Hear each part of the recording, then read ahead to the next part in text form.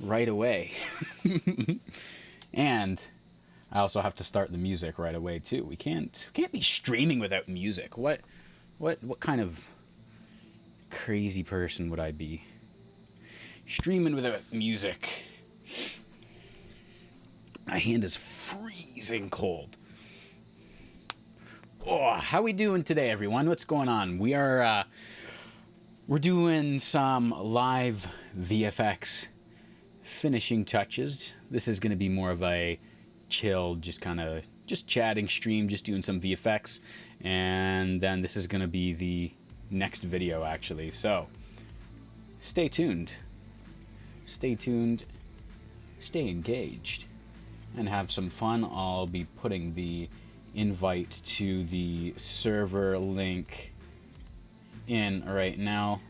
Let me put the server invite link right there. Hey, Domino's man, what's good? 1 second, Domino. Let me put the join the Discord link. There we go. Join the Discord, everyone. Join the Discord. We're doing the live. Gonna do a little bit of a live breakdown today, or a little bit live breakdown and finishing touches at the same time. We're multitasking. Also, let me know if the music is too loud. Let me know if the music is too loud, because I'm going to... It says it's not valid. 1 second, let me try this. That's weird. Wait, the Discord link?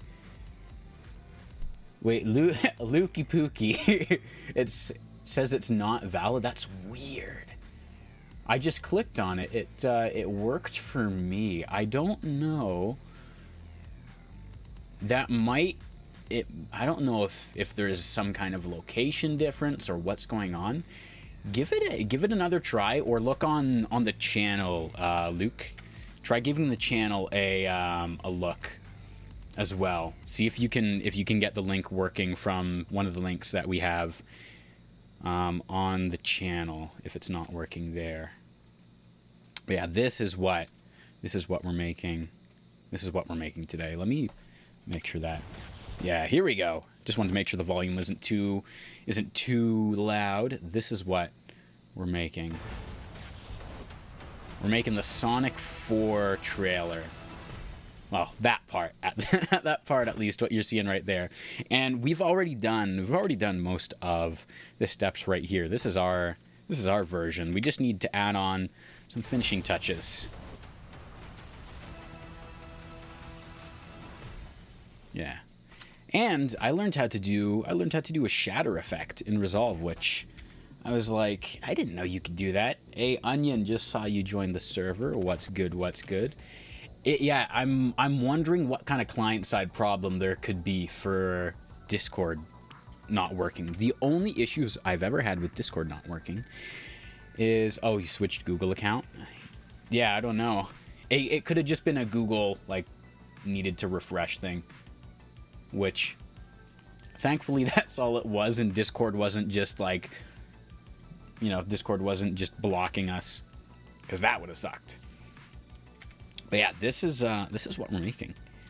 We have most of the elements that we have in here. We opted out of doing like a 3D glass effect. We would have had to dive in like super deep into reflection data and stuff, which I am not as well versed in. That's something Johnny, who we see him from time to time in the chat, Johnny knows a lot. Johnny knows so much about 3D and reflection work.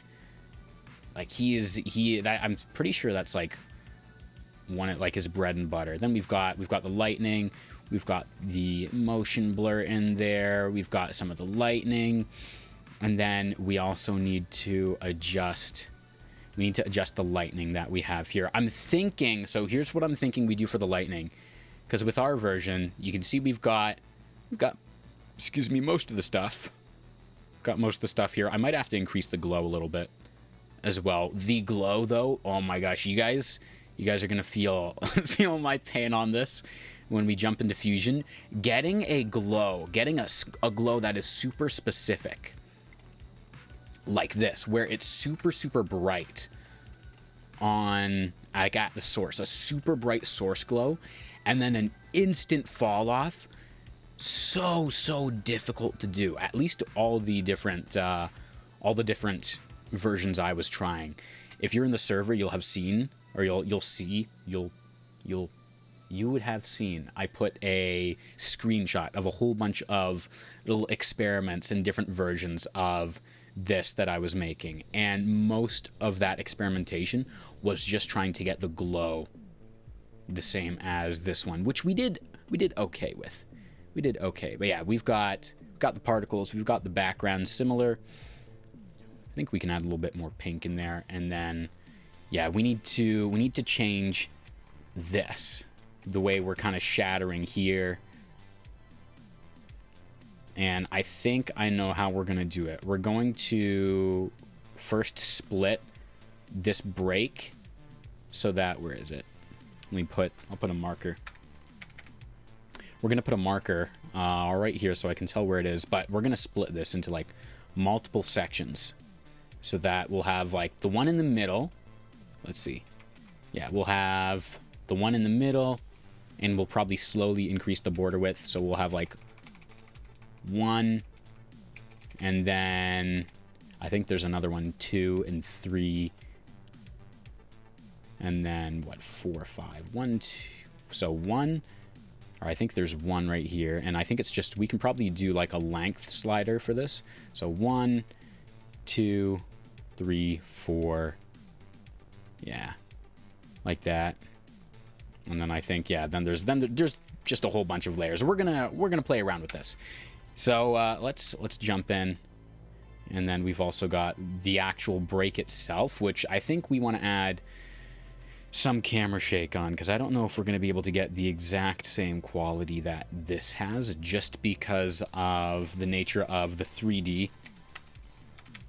Because we're not doing an insane deep dive into the 3D with this one, but it'll be fun to play around with. So where is our 3D, or where is our crack partition area? I think it's like right here. So the actual breakdown, I'll show you guys kind of how we made this first, and then we'll get into just the finishing touches. And then there will be a video coming out on this as well, so that will be something else to look forward to, is a video where you're going to get a more distilled version of this, instead of the off the cuff, just like, quick, this is how I did it version.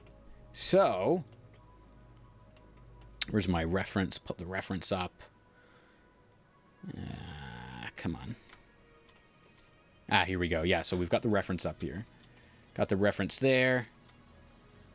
And then for the text itself, okay, this effect was, when I tell you, deceptively simple, or simple, it was deceptive. I thought it was simple. It looked super simple. I was like, oh, easy thing to make. It's going to be some text animation, some glow, a little bit of lightning, which I know how to make already, and then if I really want to, we'll do the screen crack at the end.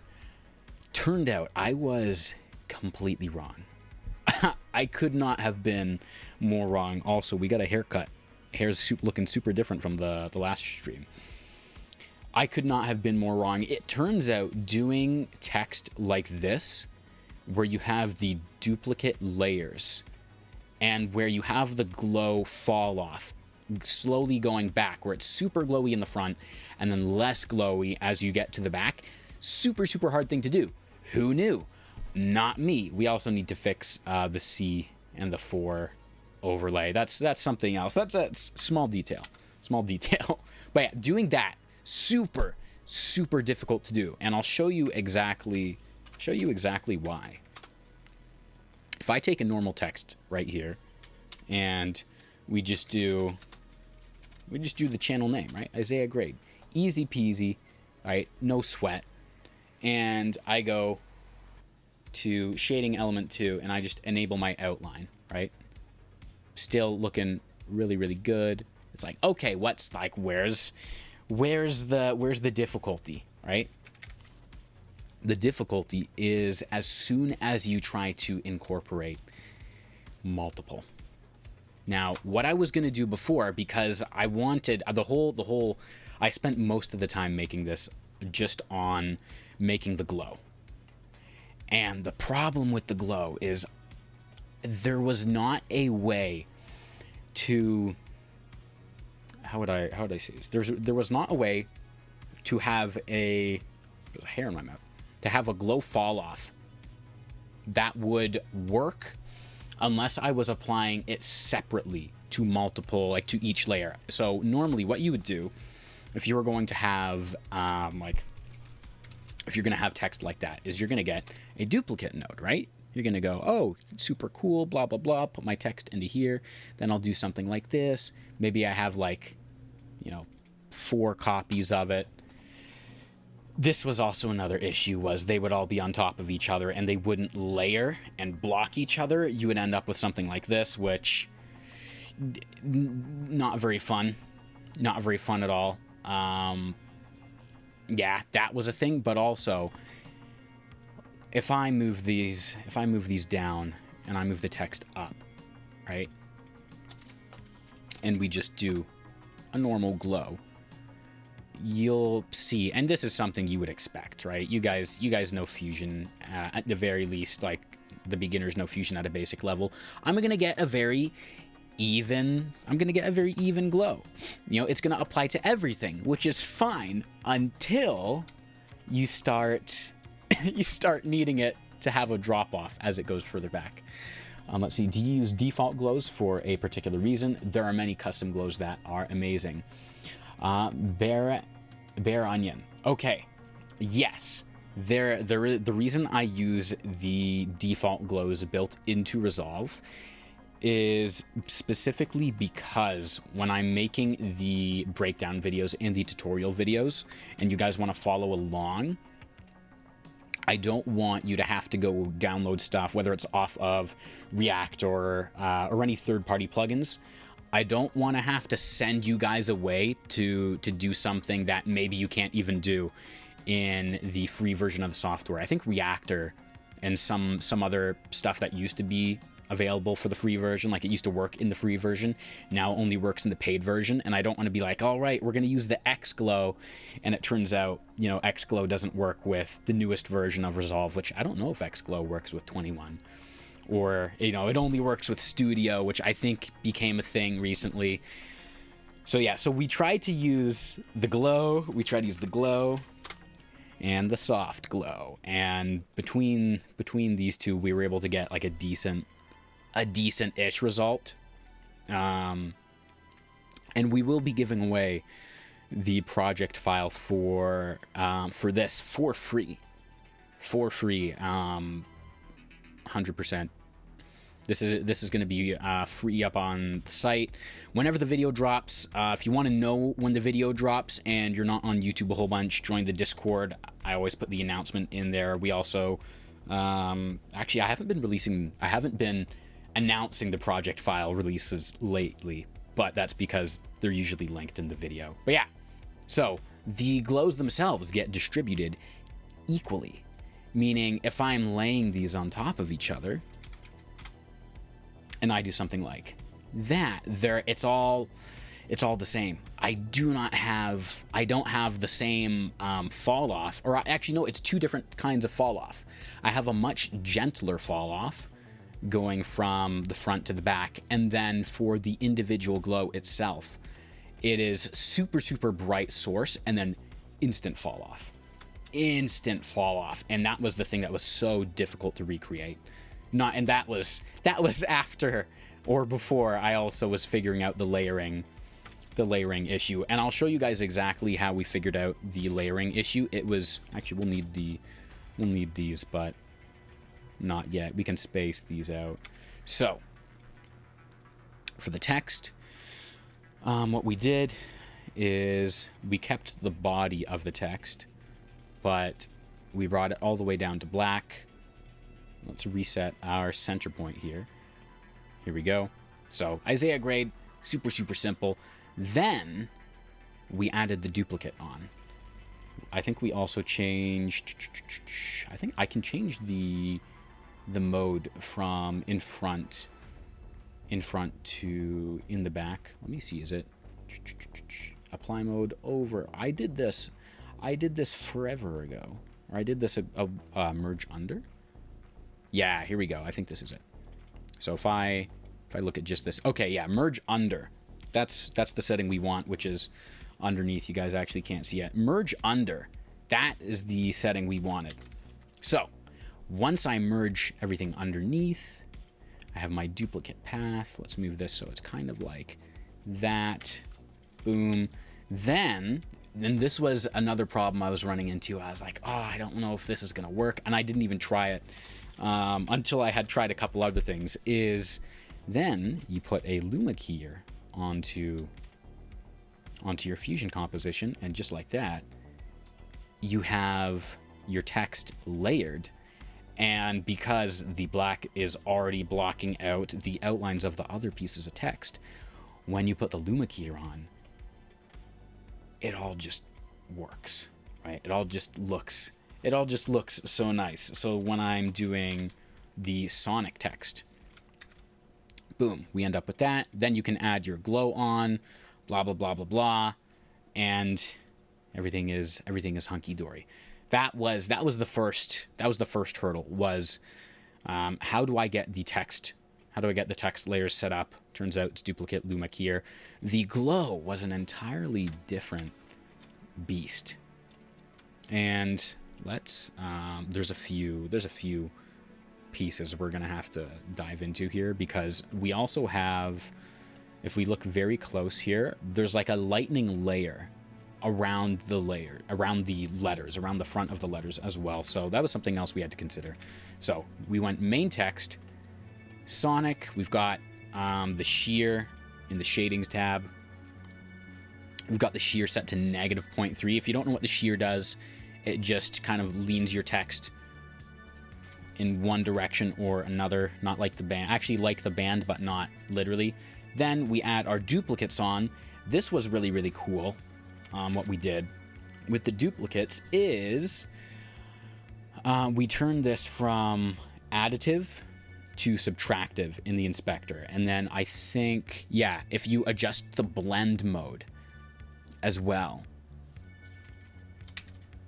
then you can slowly affect how faded in each one is, which you can use this for a ton of other really cool animations, and I probably will, but for this right now, we just need it static. Oh, also, instead of merge under, which I realized afterward did this, once I changed it to subtractive, oh, never mind, even before that, leave merge under unchecked, change operator mode to under instead of over. That's what we did. There's a lot of stuff. This is why there's going to be a video on this, because I'm just going off the cuff here. I haven't written anything down, and there are so many little steps we did that I need to make sure that I have everything sorted out before we do a video. Yeah, so we did that. Then we went into luma keyer, and you can see even after the luma keyer, we still have a decent bit of fade. Then we added in the glow, and because some of these are already faded, and I'm pretty sure the glow works off of the luminance, which is the amount of white that you have in the letter, we end up with a pretty nice glow fall off, which was nice. Then we added a soft glow on, which you can see added even more to the source, and we still get to keep the fall off. The important thing as well was with the luma keyer. Yo, what's good? Hello, love from Pakistan. Hello, hello. We're making Sonic. I don't know if Sonic is premiering in Pakistan. Do you guys have like how much of like Western media makes it over to like to the east side of the globe? Anyways, yeah, so luma keyer we had to put into the soft glow, because if we take the mask off, we end up with this, which, to your point, Bear Onion, this is why we have the other glows that are outside of Resolve, because these two, although they work, sometimes it's just, sometimes a third-party plugin is appreciated. So we took the Luma keyer, put that in as the mask so that we would still have that nice, source glow, but then we get to keep our fall off, especially in the back. You can see there. Add one more soft glow on because we do tend to have the blue on the outside here. So there's just like a kind of a blue aura all the way around. So we do that, then plug it into a color correction. Boom, do that. And the reason we're using a color correction is because I tried. I tried so hard to get a decent color of blue from the glows, and it would not cooperate. So plugged into a color corrector, brought the gamma down. Otherwise, we're ending up with something that's a little bit too light. So bring the gamma down and pull it over to blue. That is what we did. Oh, and I realized you can't see. There's the gamma. There's the gamma. So pull the gamma down, and we're good. Then we merged one more layer of text on top, and this is just the main layer with no duplicate. Then, oh look, an extra random background node that I didn't get rid of. Let's get rid of that now. Then we've done the first part because I don't remember what any of this is. Actually, now that I think about it, this is going to be our lightning text. So we take our main text, we paste an instance so that we have the exact same features. Use a fast noise that we modified the hell out of, right? So it's moving like this, modified the hell out of it. Plug that into our instance text. Simple displace fast noise combo to add that kind of lightning displacement. Then boom, little bit of a glow onto it, little bit of a soft glow. We're going to color correct it again, because of course. And then, boom, plug that underneath. And just like that, we now have like our super, super glowy front, and then our much less glowy back.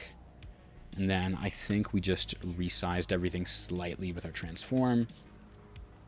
Then we had a directional blur, because we did end up animating our main text. If I go to modifiers, we use the follower modifier, and then we also animate the offset. So our directional blur, we do a really weird thing here with our directional blur. So if I look at, here we go. So when I look at the reference, I'm like, okay, we're getting like some very crazy lines right here. I don't know how the team who made the Sonic trailer did this exactly, but let me go to our main text here and then go into settings. Yeah, so we checked motion blur on for us as well, and I don't even know if this will show. I don't even think this shows up because I have the quality down. Yeah, I can do something like this. This is the best we get if we're only using the motion blur from the text node. Like, which doesn't look great because we have the outline. And I wish it somehow would know that things that are overlaying should be like merged together. You know, the neural engines, the AI DaVinci neural engines would do the math. No luck. So we ended up with something like that if we only used the built-in motion blur, which we didn't end up doing, so I'm going to leave that unchecked.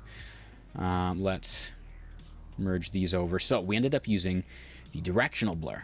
Now, if I get rid of our rectangle on the directional blur, this is what we end up with, which, I mean, the blur part is there, but the rest of it doesn't look great. So when I put the rectangle mask on it to isolate where the blur is, I think, yeah, what we did here, we inverted the rectangle's area of effect, so only things outside the rectangle are being directional blurred, right? So right now the C is not being directional blurred, at least the stuff in here. We also brought the soft edge up. Then as the C moves along, we move the mask with it so that it can have more of a blur, right? And then once the C stops moving, we bring the mask back over because we don't want it blurred. And we can see the N, or the I, is super blurred. And as we bring the mask over, everything goes from being super blurred to being less blurred, which ended up turning out really, really well. So when I play this back, boom, just like that. Like, for being very, like, scuffedly put together. Like, you guys saw the final result at the beginning of the stream. It was looking pretty darn good for just being, like, cobbled together. That's another thing. Like, one of the reasons I love doing these breakdowns is because we get to make everything all in a singular software. All right, everyone else, oh, I used Blender for part of this, and then I had to export it to After Effects to do part, and then I exported it to DaVinci to do the color, or I exported it to, you know, some other software. People are using 3, 4, or even more softwares in order to make effects like these, and we're able to get like 80% of the way there, like passable levels, just using Resolve. Yeah, so here you can see the lightning, and let me make sure I have, okay, yeah, there we go. So there's our lightning underneath our text, and it just adds a little bit extra. Let's go to like a spot where, yeah, so you can see once the text is electrified, it keeps that electrification going throughout it. So that's what we added on there. What else did we have? Okay, so here was our background. Here's our background. The way we did the background took a little bit of experimentation because I needed blue. I needed basically a semi-blue background around where Sonic was. I didn't want to have a completely pink background because you can see we've got like some depth in this fog, and this may be like a 2D, 3D composite, however you want to say it. We've got pink and we've got blue in there, and so I'm like, okay, how am I going to put this together? The way we did it, ellipse mask plugged into a displace with a fast noise. Honestly, I could probably even make this a little bit smaller to something like that. So we plugged the ellipse into the fast noise so it's not just a perfect circle, because otherwise that's not going to look very good. Then we plugged our pink fast noise into our blue fast noise. We merge them together. We end up with something like this. We get a black background, put these on top of each other. Boom. You end up with something like that. And then I think we have one more fast noise that is very, very subtle. Yeah, we brought our blend down to basically nothing here, and this is just to add a little bit more depth onto our smoke. I don't even know if you'll be able to see the before and after to a crazy degree, but it just adds a little bit more texture. So there's before, there's after, and the texture gives us the illusion of depth. Then of course we had to add some film grain on, because you know we did. So there's before. And you can see we've got like a little bit of banding and stuff. You might not be able to see it. I don't know if the stream is compressing a whole bunch, but, or if that's just my monitor, but add a little bit of film grain on. There's before and after. Oh, no, that's the fast noise. There's before and after. I think you can see that. Merge that underneath. So boom. And now we have an environment to play in, right? Really, really cool stuff. Anyways, how we'll get keeping going here. But how we doing in the chat today? Today was kind of an impromptu stream. I was just finishing up this, and we're going to add on. We're going to add on a few more finishing touches. But how's everyone doing today? How's everyone's Tuesday going? No, today's Wednesday. How is everyone's Wednesday going? All right, so the four we did the same thing basically that we did with the Sonic, which was, you know, we got text, duplicate, luma key, add the glow, add another glow, color correction, and then get the lightning, merge the lightning underneath. And here's the thing, I've realized blue is much easier to work with than red. Going all good? Going all good? Okay. That's good to hear. That's good to hear, Bear Onion. We're doing pretty good. All things considered, I'm satisfied with how this is turning out. And like you're about to see, one of the hurdles I was working with was this. Look at how much separation we have in there compared to with the blue. These are the exact same settings that I was using for the blue, and look at how nice the lightning merges with it versus the pink, and it just does not play well at all. And I tried so many different things. That's part of the nodes in the server, all the experimentation nodes. That was part of it, was me experimenting, trying to get the colors correct. And you can see with the 4s that are overlaying, you're ending up with a similar issue, right? But it looks like they couldn't fully escape it here either with the semi-transparent stuff. They had something similar going on in the studio. Whoever's making the Sonic, you're in version 21 already, giving some use to Crocodile. There was actually a Crocodile tool I was playing with. I think I might have gotten rid of it, but there was a Crocodile tool I was playing with in this composition. I don't think we ended up using it. But yeah, Crocodile, super, super cool. We did a stream a few days ago, Bear Onion. You should definitely check out. We were experimenting with 2D particle simulations. And yes, you heard, without using the P emitter node. So potentially an alternative to, like, if you don't need 3D particles, right? And you're like, I don't, or maybe you need something that looks kind of 3D-ish, but you're like, oh, I don't want to like make my PC chug or brick my PC because I'm using like a 2060, or I've got like a PC that can do most things but not 3D lighting and all that. I think it was I want to say it was the rasterize node. Let me see. Rasterize. I think this might have been it. 1 second.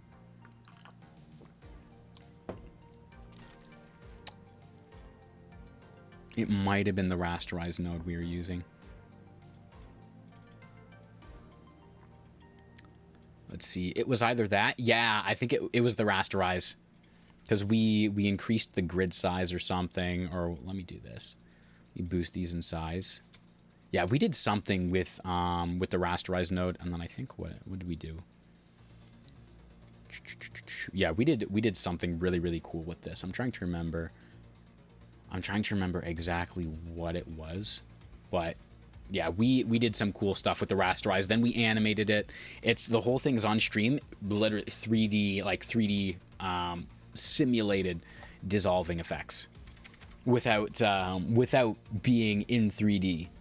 Let's see. I've seen some cool 2D particles with fast noise. Yeah, fast noise in displays has some really cool stuff. We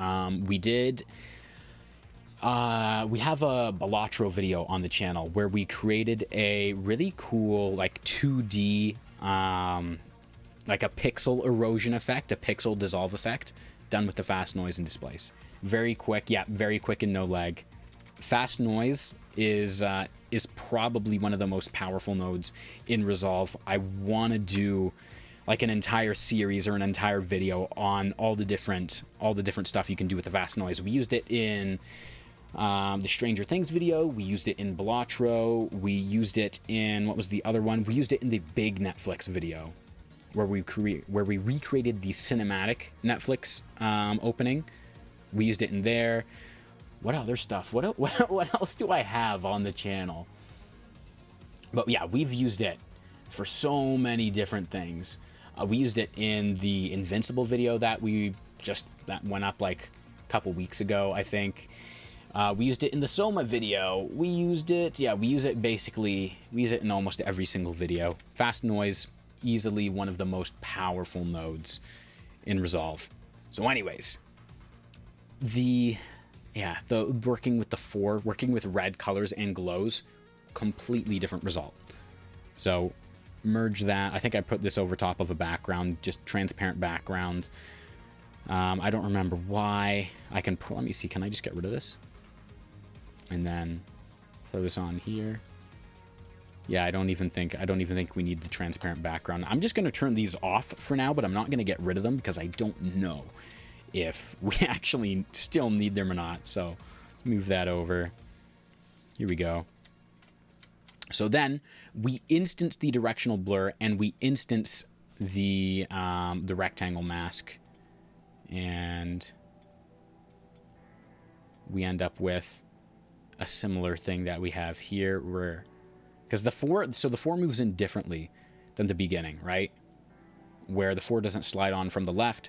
Instead, the 4 grows on or shrinks on from the center of the screen and then moves over. And there's a finishing touch we need to do for our instance rectangle, which is I'm going to set a keyframe here and here. Actually, yeah, we'll do that. And I'm going to completely bring the soft edge all the way down so that we don't have the kind of trails that we had with our soft edge before, where it was like this, right? We don't want those at the beginning. So now when the 4 comes in, there we go, easy peasy, no directional blur yet, and then boom, goes on just like that. We'll probably touch this up a little bit. We can probably even touch this up now. Let's see. Yeah, as this is moving over, let's do that. Let's see. Let's go boom. And then next frame, move over some more. Next frame, move over. Oops. Next frame, let's move over a little bit more. And then, so we're going kind of like that.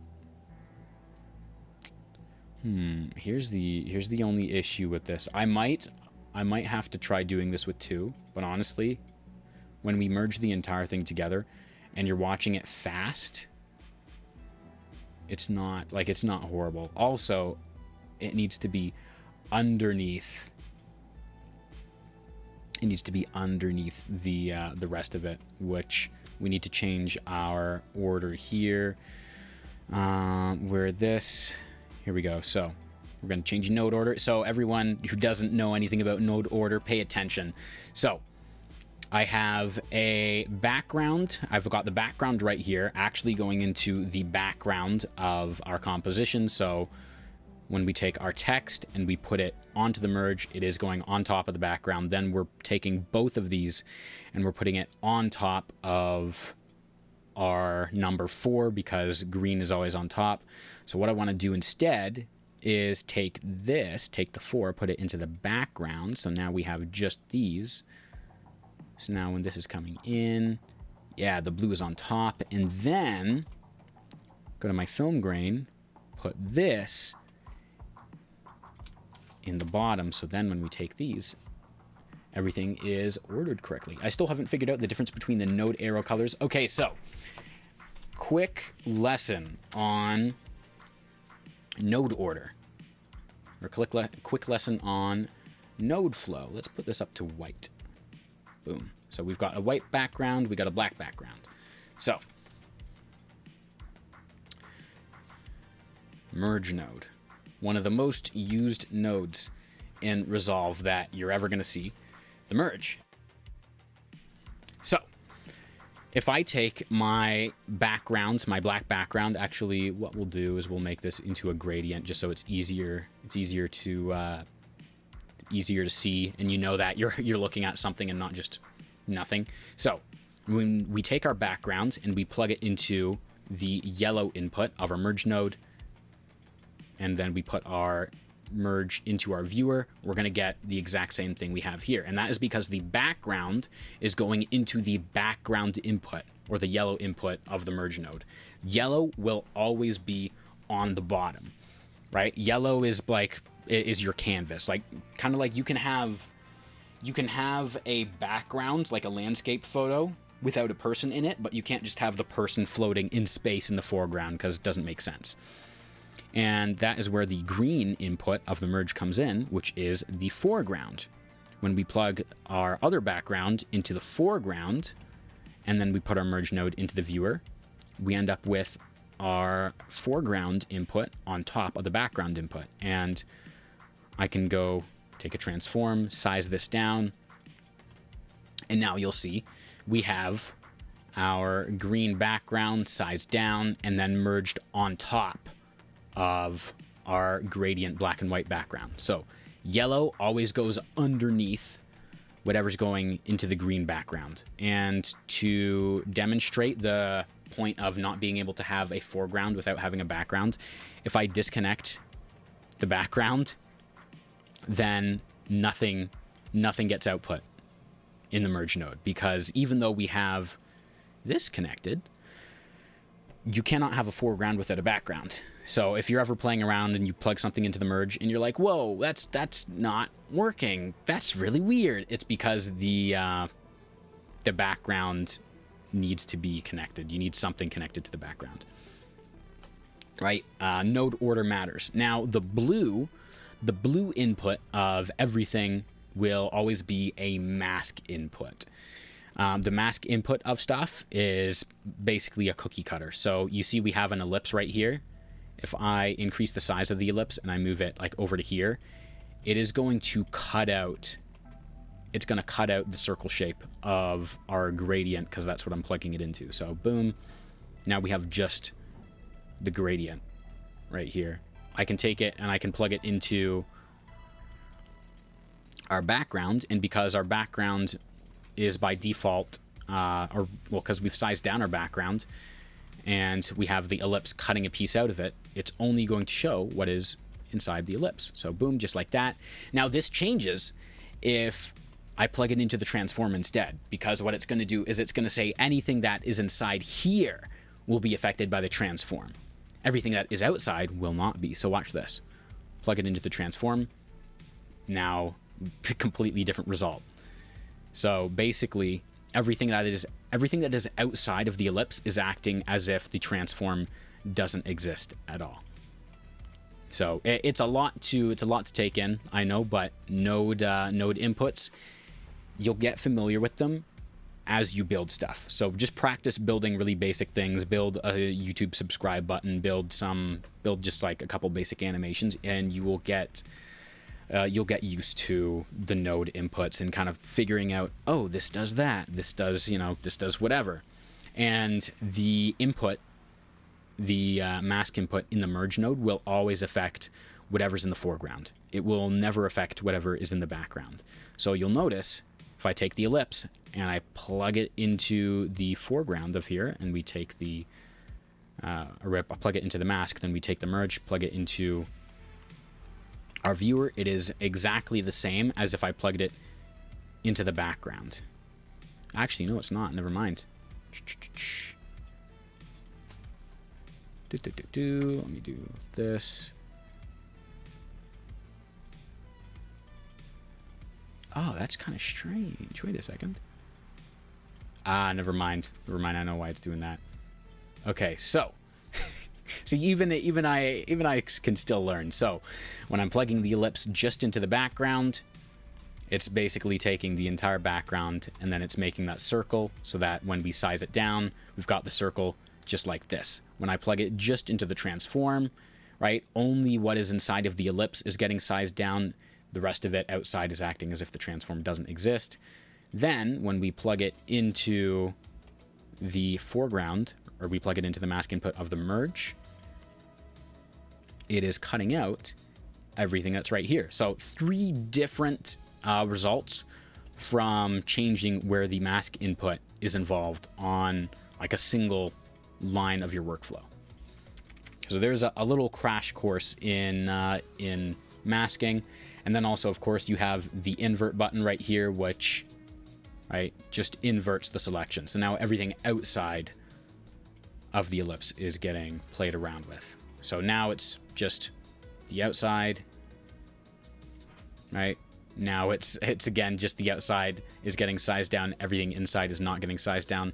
And you can play with this by doing stuff like that. And right now what I've done is I've plugged it into the background, so nothing in the background or nothing in the ellipse is going to exist except for what's outside, and then I've sized down the outside. So you get a similar result.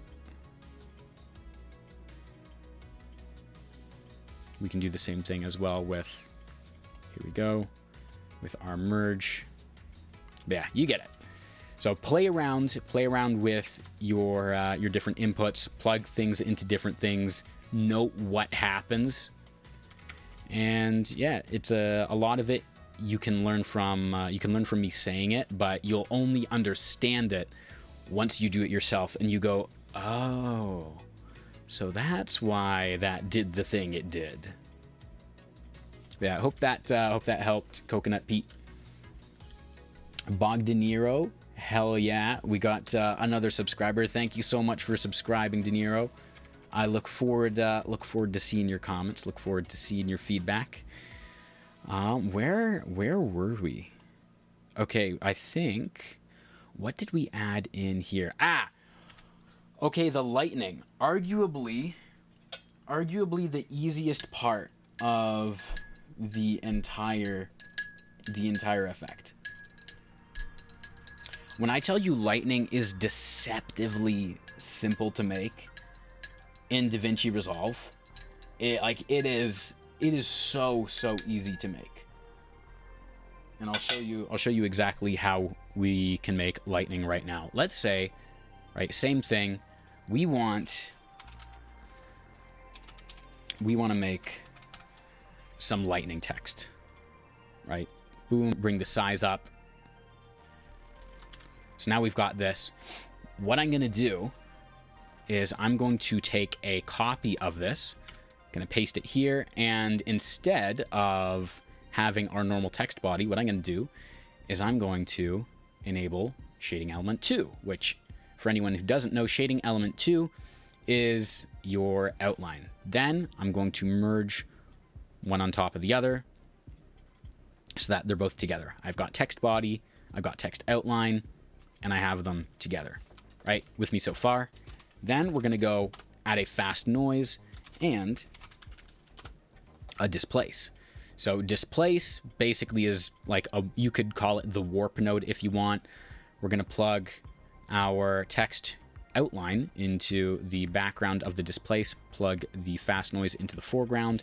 Then we're going to go to the displace, change the type from radial to XY, bring X and Y offset all the way down so we're not having a ton of moving off of the center point. Then we can slowly bring the X and Y refraction up. And you can see when we're doing this, we're getting some warping here. And the information that we're getting that tells the displace how to warp stuff. Hey, Scape, how you doing? Welcome, welcome, welcome.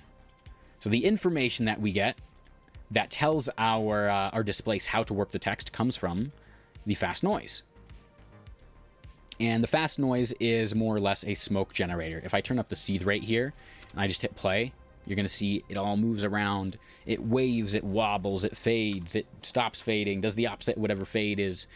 Basically a haze. You can bring the detail up, you can bring the contrast up, you can bring the brightness up and down, and even the scale, which changes how much your smoke is like, what's the word I'm looking for? Almost like adds grain, or the detail adds grain, and the scale helps to change like texture. So you can have like a really thick, fog, like is how the default normally is, or you can have a fog that is a lot more textured. So when we plug this into the displace, you can see we end up with something a lot different compared to if we reset this back normal. Bro, your video about text animations helps so much. Thank you.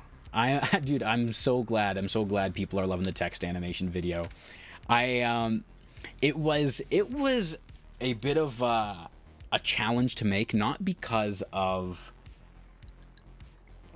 like, oh, I didn't know how to make the certain things, but because there was so much. I was like, okay, we're gonna pick 5. We're gonna pick 5 animations. We're gonna make them as like automated and as adaptable as possible. And then I'm gonna, you know, teach as much as I can, add in as much tech as I can with, you know, making it into a preset, teaching about the data output windows. But yeah, I'm glad you enjoyed it, man. Stay tuned. We've got more awesome stuff coming. Okay, so the displace. So this is the information we're using. If I bring the X and Y refraction down, you can see we still get some warping, but now our text is still legible, still visible. Like, you can still tell what it is. Then I'm gonna bring our thickness down a little bit. Let's change this to maybe like a yellow, and then let's add in a glow here, and I think we'll add in a soft glow as well after. Then let's bring some white into this as well, something like that. And I'm getting kind of nitpicky here, but yeah, make it brighter. And then on the glow size, let me do something like that. I can bring the gain down. And then we can even bring the thickness down on here. And now when we hit play, we've got lightning text, which I can make it look more lightning-y by bringing up the seethe rate of this. And so let's make this even like more visible. If I change this to black, right? Boom.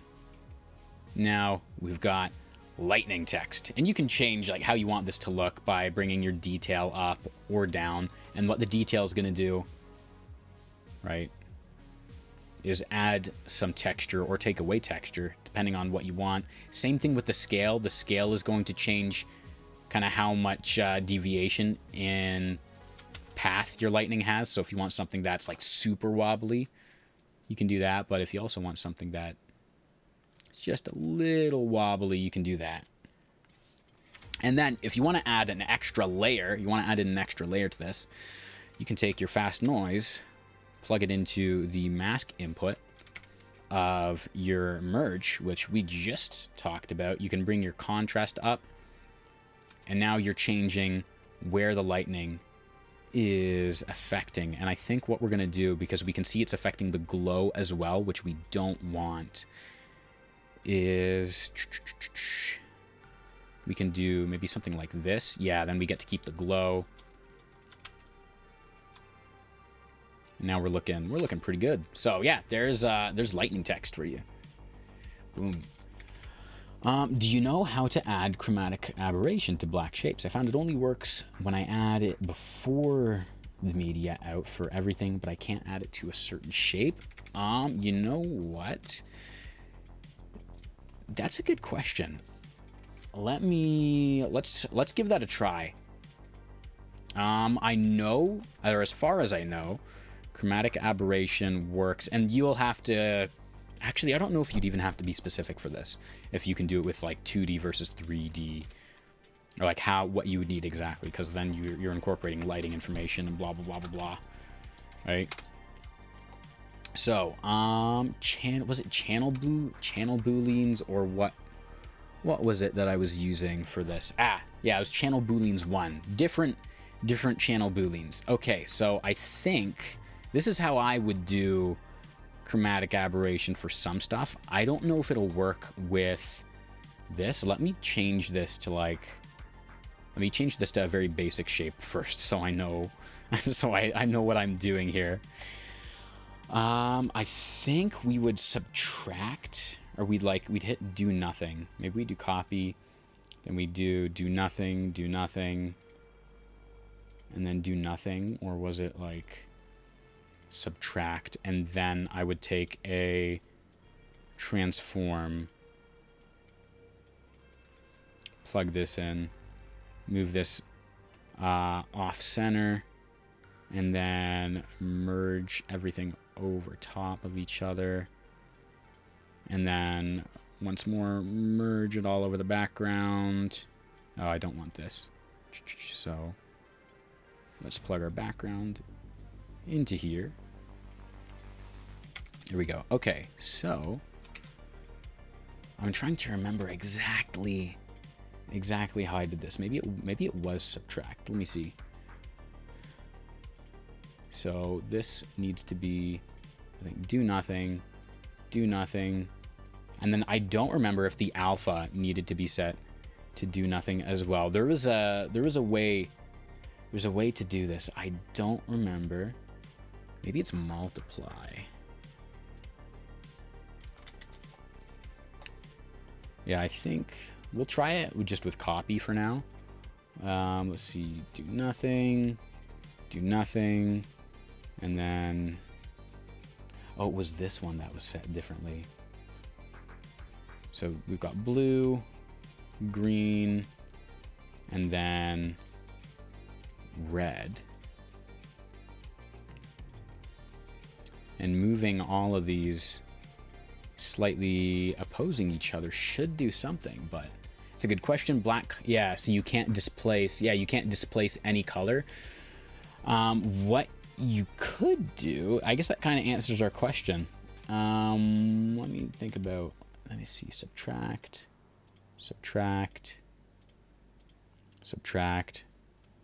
Okay, there we go. We're getting that a little bit. If I bring this up to blue, okay, yeah, so there we go. So if I'm changing this, yeah. Now we can start to see a little bit of difference. So which one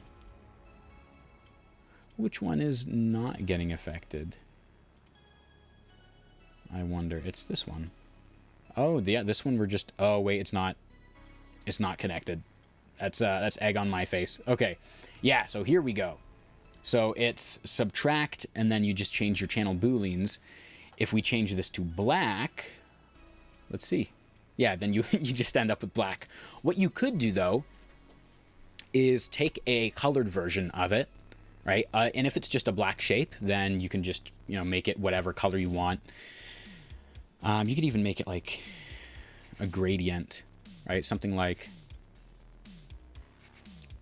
that, or you could even just make it white by that logic. You could just do something like that, whatever you want really. And then you could just overlay the black on top of the chromatic aberration, and boom, just like that, you'd have your chromatic aberration. So boom. So just to recap, channel booleans plugged, you're going to need 3 because you're going to need 1 for the R, 1 for the G, 1 for the B. Set your operation to subtract, and then just set whichever ones you don't want doing anything to do nothing. All right, let me do this for the alpha as well. Yeah, do nothing and subtract. Whatever you want to be intact, leave on the foreground. Boom. And then you're good. You can use the transforms to offset them ever so slightly. And then just kind of plug and play. Yeah. Looks more complicated than my entire 2-year syllabus. Astral, I promise you, it is probably not more complicated, but it probably would be more frustrating to figure out. When do you have streams? De Niro, I do not have I probably should have a solid stream schedule. Usually we do streams in the mornings, like 9, 10 a.m. Those will run for like 2 to 3 hours. And those will be typically like between Friday and Monday. I don't usually do streams during the week, but I will do them beginning, ending, and weekends. And then every now and again, we have a pop-up stream. Yeah, so you can choose the color you want to displace inside the settings tab of the transform node also. Oh, that is a very good point. That is a very, very good point, Onion. Yeah, process. You can just go boop, boop, boop. Switch whichever one you want. Beauty. So yeah, you don't even need the channel booleans. That's just same thing, extra steps. So boom, there you go. I'd rather read my organic chemistry coming close to DaVinci Resolve. Here's what I'll tell you. Here's what I'll tell you, Astral, is DaVinci Resolve has a very, like, it has a low threshold for entry. The more advanced you get, the steeper the learning curve gets, but the more, like, the bigger the difference in the problems you face, then the faster you grow, like infinitely. There was a while there's a gaming YouTuber whose name is Smitty. Whole bunch of subscribers. He's doing really well for himself. I saw his text animation. He has so much text animation in his videos.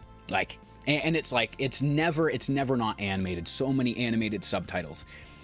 And I'm looking at his stuff and I'm going, that must be a nightmare for whoever his editor is. Whoever is editing his videos must be having like a very unhappy time, because anyone who's done animated subtitles knows that it takes forever.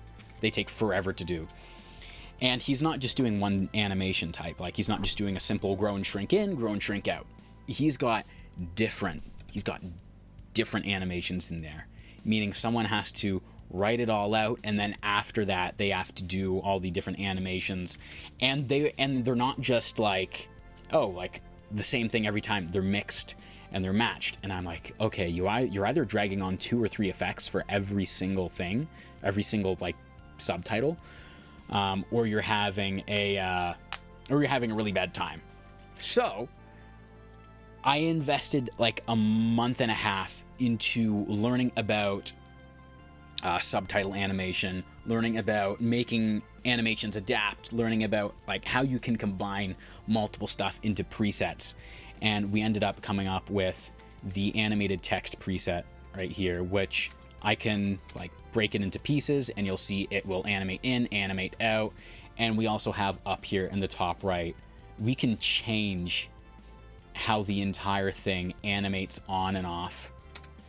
And then, so I can do something like this, and I can have it like ripple as well. So like there's a whole bunch of different animations built in. So you've got in, out, and middle animation. So we can have it shake in, ripple while it's on the screen, and then shake out.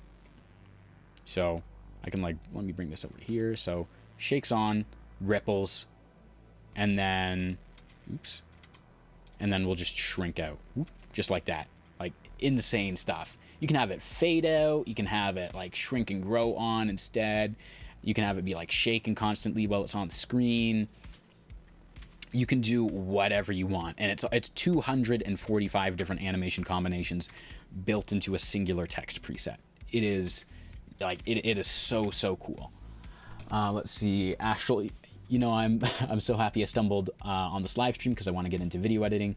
Hearing this from you brings me some hope. Yeah, like, yeah, that much work for 12 seconds is insane. It's so a lot of preset work in video editing is a lot of work at the beginning, but then you set it once and you're good forever. Like, I can use that forever, and I never have to go into Fusion or do any kind of keyframing and like going into the spline editor. I'd never have to do any of that ever again, as long as I'm using that text preset. Vlog De Niro, how can I get your plugins? Oh, I should have included a link. I should have included a link for the plugins. There might be a link in the description to the fourth wall page. I've got a fourth wall page where we've got a whole bunch of both free and paid stuff on the store.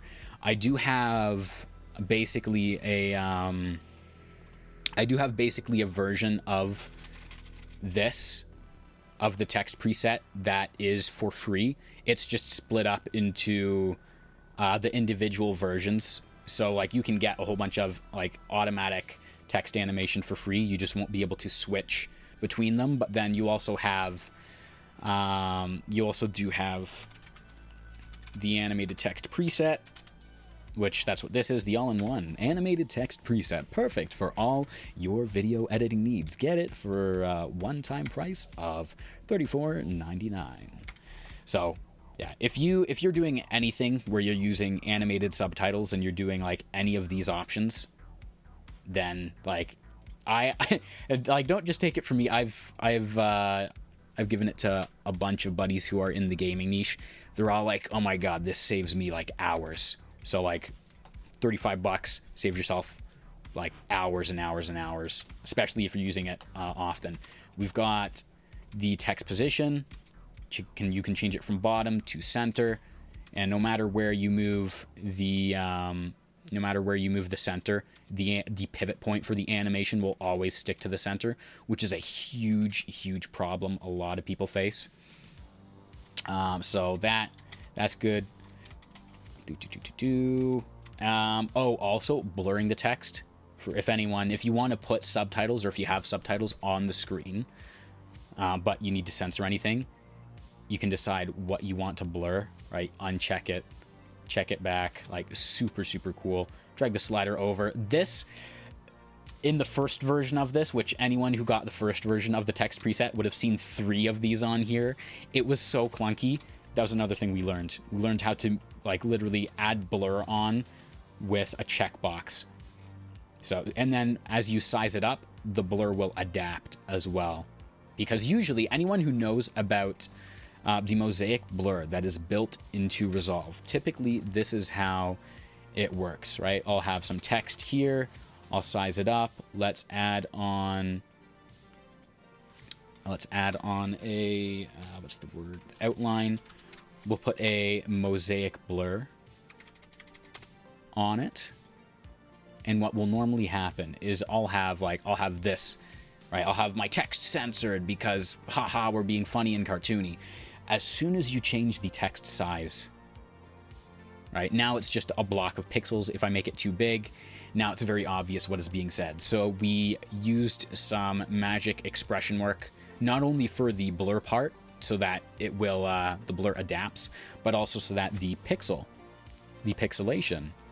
will adapt as well, so that it stays relatively the same size, so that, like, I mean, if you're having it this small, then you're gonna have some difficulty with the pixelation, just because you're almost at a pixel level already.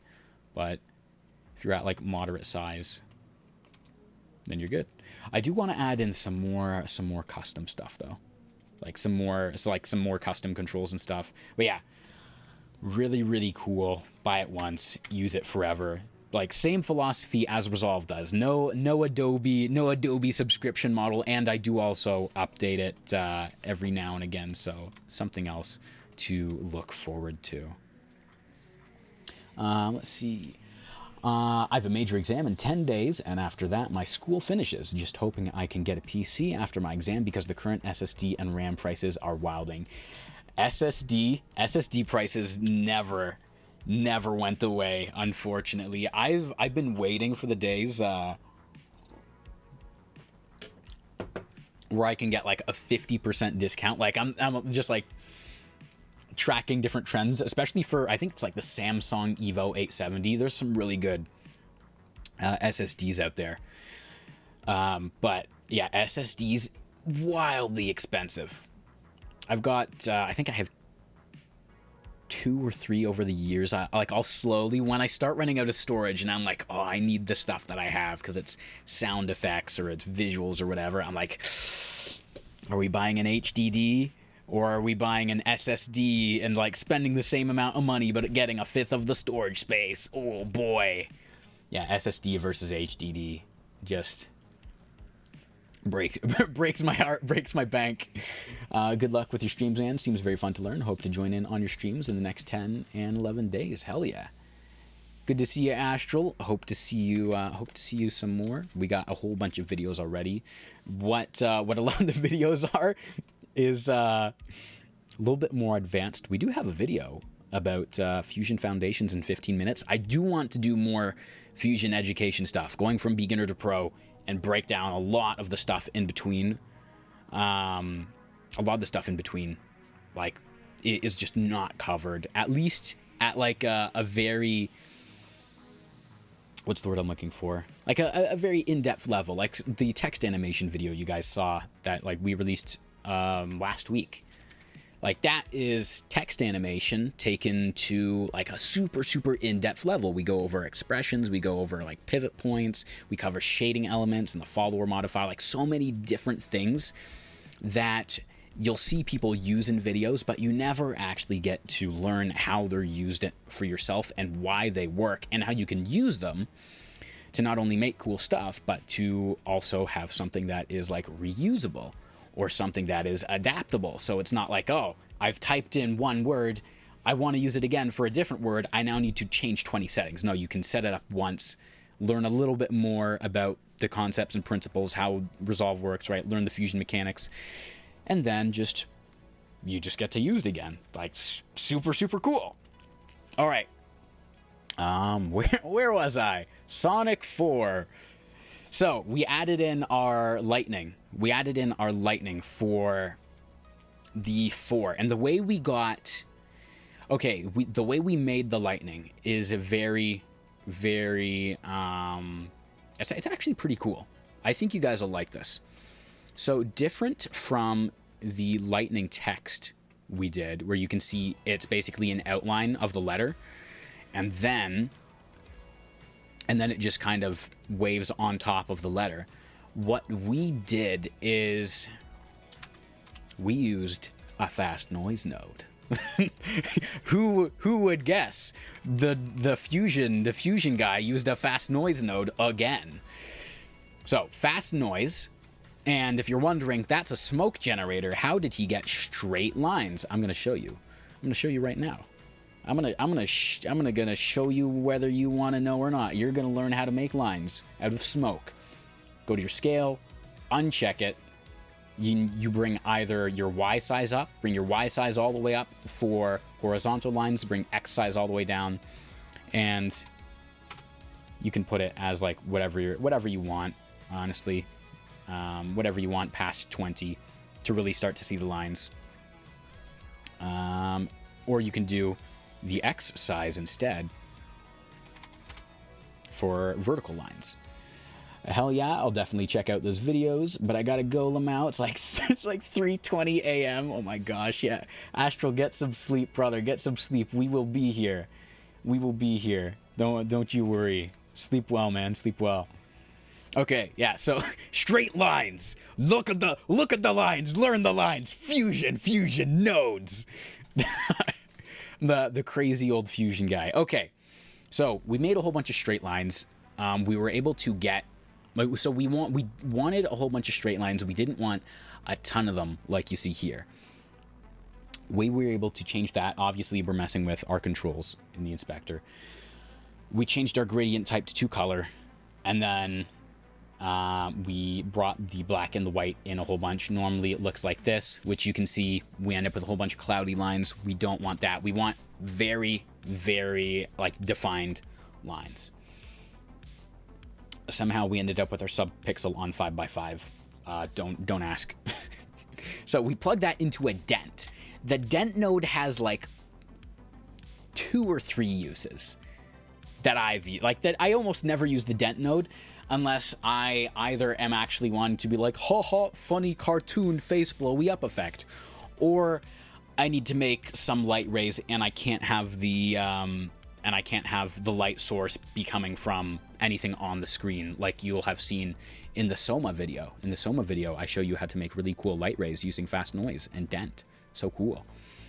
Really appreciate the deep dive approach. So much documentation is just dictionary level. Yeah, Blackstone, RB Blackstone, you hit the nail on the head right there, man. So much of the fusion knowledge out there is just, this node does X, Y, and Z thing. Usually used in a fusion composition, in tangent or in tandem with other nodes. You can also use it in popular 3D compositing works that Blackmagic Design is responsible for. And you leave feeling like you learned something without actually having learned anything, because now you know the definition of the node, but you have no idea how to use it. My method for working around with the fast noise node is chaotically screw around with it and hope for the best. No, it's okay. You don't have to do that. Fast noise is super simple. Detail for texture, right? Contrast for like getting rid of the darker spots and making the white spots more drastic. So contrast. Brightness is like, you know, less brightness, more brightness. Scale is how much do I want. Angle is kind of self-explanatory. Seethe is like, do I like this pattern? Do I want a different pattern? And then seethe rate is, do I want any kind of movement? Don't get me started on discontinuous and inverted, because now it's a spider web, right? Now we've done something different. If we make it a gradient, how would I want to do this? I would do this. Ooh, I would not. Yeah, there we go. If we make it a gradient, then you get. Oh wait a second. If you make it a gradient, then you end up. Let me do this. Here we go. If you make it a gradient, then you end up with like a lava lamp or cells dividing or like reflections in a swimming pool, right? Really, like the fast noise node is one of the most like. It's kind of like a ball of clay. You can make it into almost anything you want. You could turn it into lava. Right? We could do how would I do this? Make this like a deep dark red. This would be almost a red. Or I would do something like that. Then go to my gradient, pull this up. And this would be, yeah, kind of like that. And I'd go to my scale. I'd bring my scale down a whole bunch. Bring the detail up more. Bring the seethe down, like basically to nothing. Bring the detail down. And then you just add particles on it. Boom, now you have lava. And that's just because you used the gradient. We used fast noise. If you want to see like a mini masterclass in fast noise, hey Camera Tim, how you doing? Did use a plugin for the shatter effect?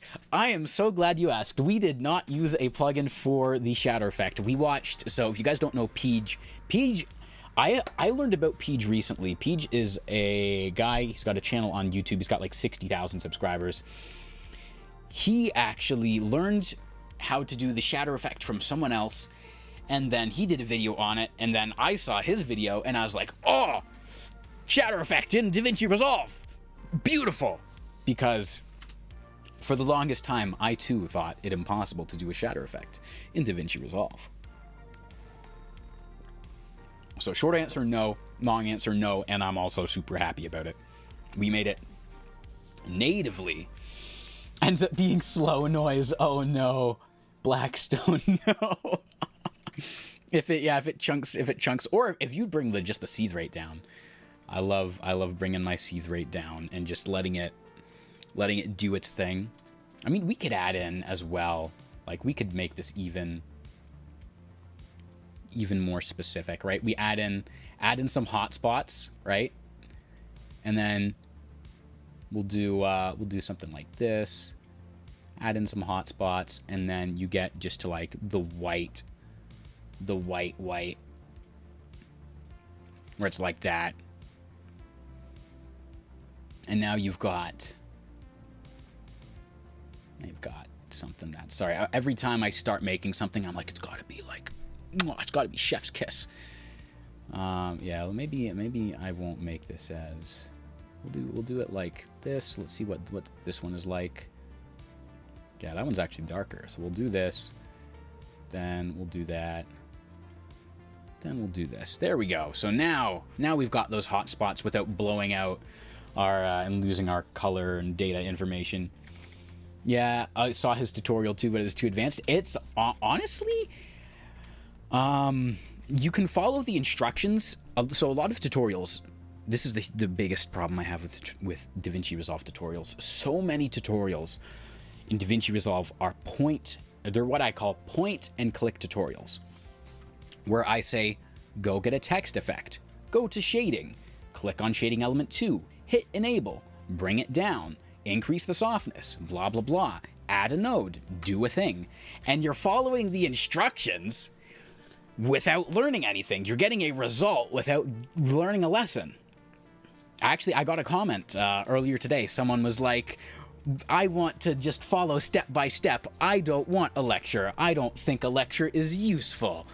And for the text video. And I was like, brother, you get like, I remake all the effects in the video. Like, you get to see it. You get to see me make all the effects, like remake them. The result is there so that you can see what the final node tree is supposed to look like. But I remake them all. I remake them all, and I tell you why we do everything. So you're getting like the best of everything. You're getting the best of both worlds. Yeah, sir. So what should a tutorial be like? Any question? Be like plus any suggestion of one? Are you asking what kind of tutorial I would recommend? Because so for like what I would recommend, like if anyone's like, I want to make a DaVinci tutorial, you can do something like, let's say I want to make a tutorial about this, right? Next video is going to be, that's a lot of lines. Next video is going to be breaking this effect down in a much more distilled way, right? It'll probably be a 20-minute, 30-minute tutorial. But as I am telling you each step, right? Yeah, just like Camera Tim, you hit the nail on the head, man. Like, if I'm doing a thing, explain why I'm doing a thing. So when we did the main, like you guys saw, when we did the main text, right? I explained why we did the outline and then why we have a black background on top. And then we have the duplicate, right? We're changing the settings, blah, blah, blah, blah, blah. The reason we're doing everything, and we're referring to our reference all the time so that we can see the kind of side-by-side comparison, adding all this different stuff in, why we're using the mask input, right, with the glows, because otherwise it just explodes, right? And then the reason we have the mask input, second reason, is so we get that super, super bright initial glow followed by the instant fall off. Then we add the last soft glow so that we get the kind of aura, right? We explain all of this. So if you're doing a DaVinci Resolve tutorial, 100% like show the step by step, but explain why you do the things you're doing so that people not only get the result, but now you've equipped them with the tools and the lessons they need to move forward and grow as an editor, right? Or as a VFX artist. Let's see, Camera Tim. One thing that hit me was that you can never assume someone knows how to do certain things in your tutorial unless it's guided by something people are already searching for. Exactly. Which that's one of the reasons that we explain the things that we're explaining, because, you know, I can tell you, okay, we're gonna bring a fast noise. We want to warp our text. We want to make some lightning, so we're gonna grab a fast noise and a displace, and you'll see the fast noise node looks smoky, foggy, whatever. You're not gonna know it is literally the most versatile node in Resolve. You're not gonna know that. So that's why, you know, if you guys have watched the tutorials, you'll hear me say basically a smoke generator. You can do so much stuff with it, like turning it into straight lines for the Netflix effect, like making it into warp information for the displace 3D in the Balatro effect. You can, like, there's so much stuff you can do with it. Which is, you know, that's why I go over it. And then again, we always explain the displace, basically a warp node. The background input is what you're going to warp. Foreground input is the information that you're going to use to warp it, blah, blah, blah. If we change the warp information and it uses luminance, which is light values, to warp things, blah, blah, blah, blah, blah. That's how we're doing it all, right? like all that. We explain all that. So, you know, even if you don't get it at first, you can go back, you can rewatch because it is a video. And then, you know, as you learn, because, you know, you can only learn so much by me telling you. Some stuff you just have to do it and then be like, oh, okay, I see what he's talking about. All right, that's in a lot of senses how people learn. They've got to do it. Kind of like I can tell you how awesome it is to skydive. You'll only really understand it if you actually skydive. Cameron Tim, fast noise is life. Fast noise is life. Blessed are the Node users, for theirs is the kingdom of content. Let's see. I use AI to understand why the things done in tutorials were done. Oh no. Yeah. Doing things in or using AI to try and do anything Fusion related is unfortunately, I don't even know. Like it is mind-numbingly, what's the word? I need a different word than annoying because that doesn't begin to capture it. It is mind-numbingly like it almost like it makes you think you're crazy. That if you ask AI about Fusion stuff and you're like, I need a node tree that does this effect, it's made me think I'm going crazy, like I'm losing my mind a few times. And I'll explain exactly why. Here's actually, you know what? We're live. Chat GPT Fusion stuff happening right now. Okay. We're gonna ask it for a lightning effect. Please make me a lightning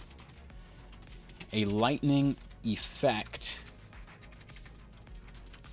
for Fusion in DaVinci Resolve just the node tree. Thank you. Let's see if it gives me a node tree or if it, you know, tries to you know, do something else.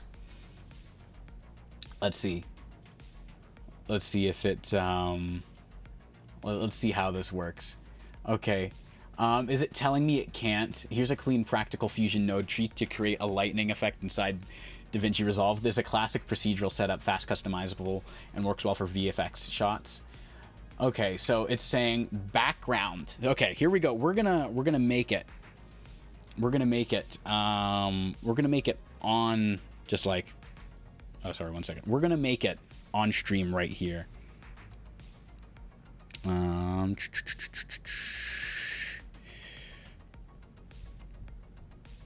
Here we go. So we're gonna make it on stream. Background. Okay, super easy to follow along with so far. Background. Fast noise.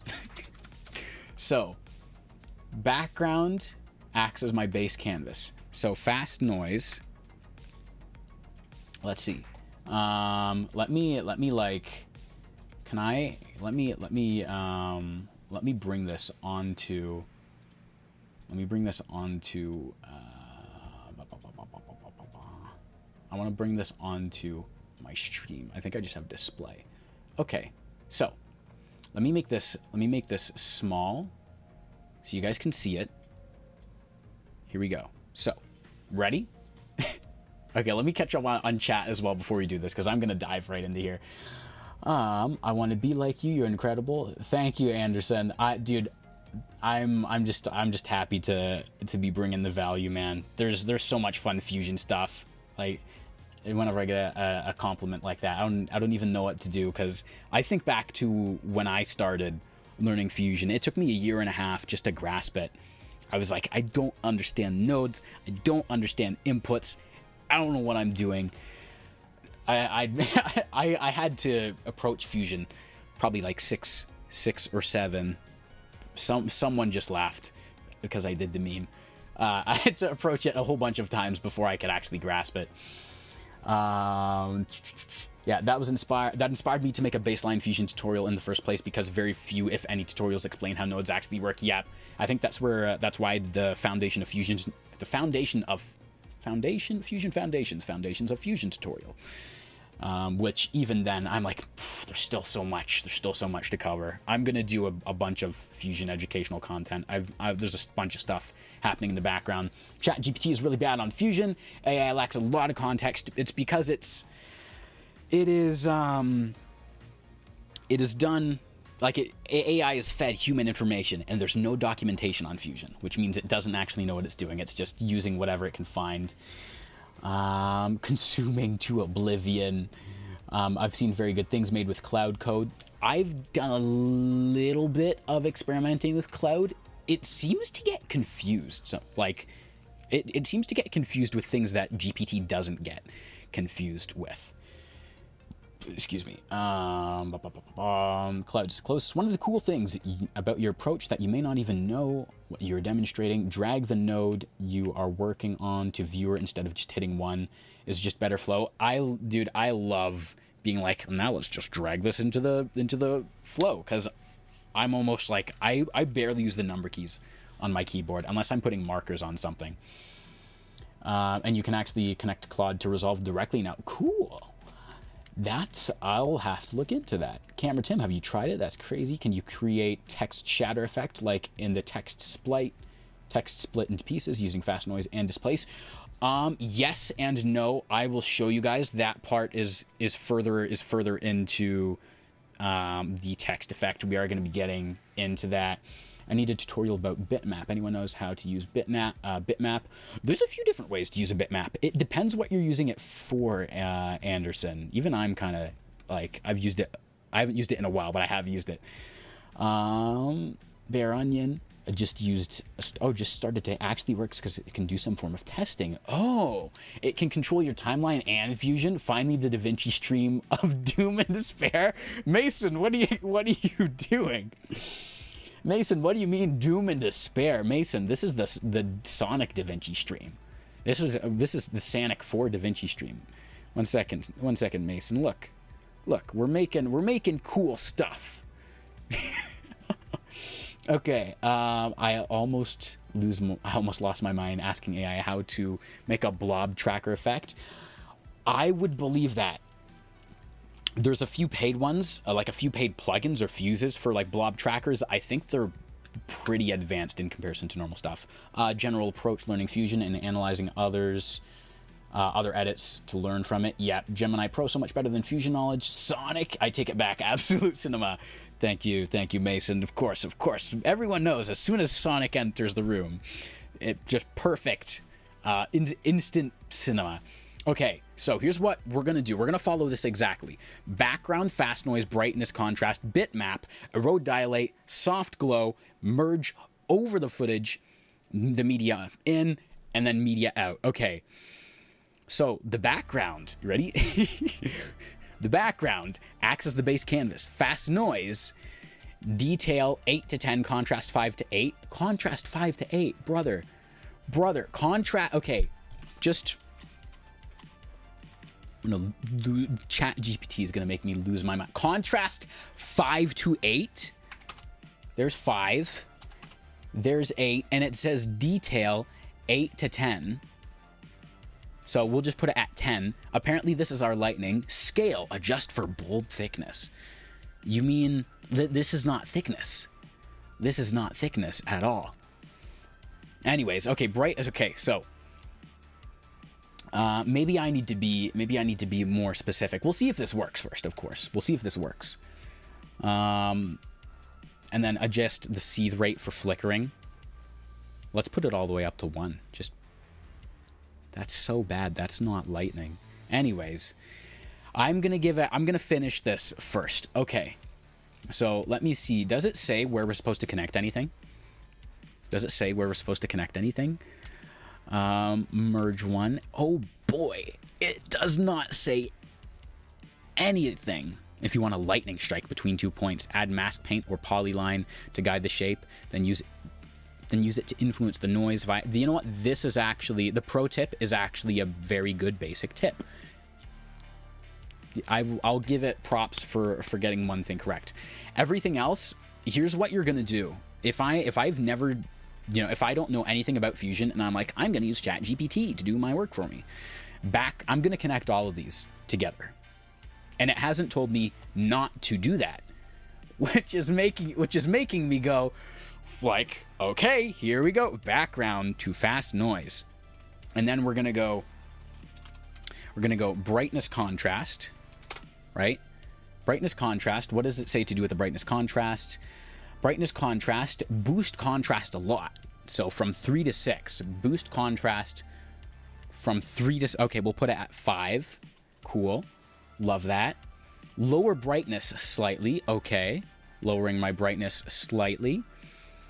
Crushes the noise into sharp streaks. I'm sure in some universe it does. Okay, bitmap. Bitmap. Okay, now that's cool. Now we've got black on the background. Do you use Mac or desktop? Fandamov.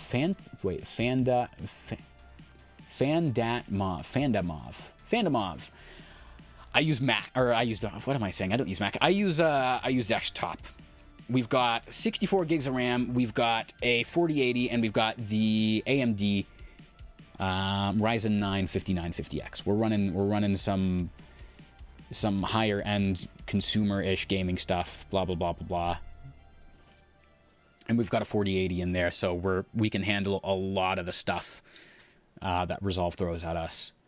I have thought about a Mac setup. The only thing, Mac is so good for multimedia. Everything else, actually, it's getting better with other stuff, but a lot of other stuff, I'm like, I don't know.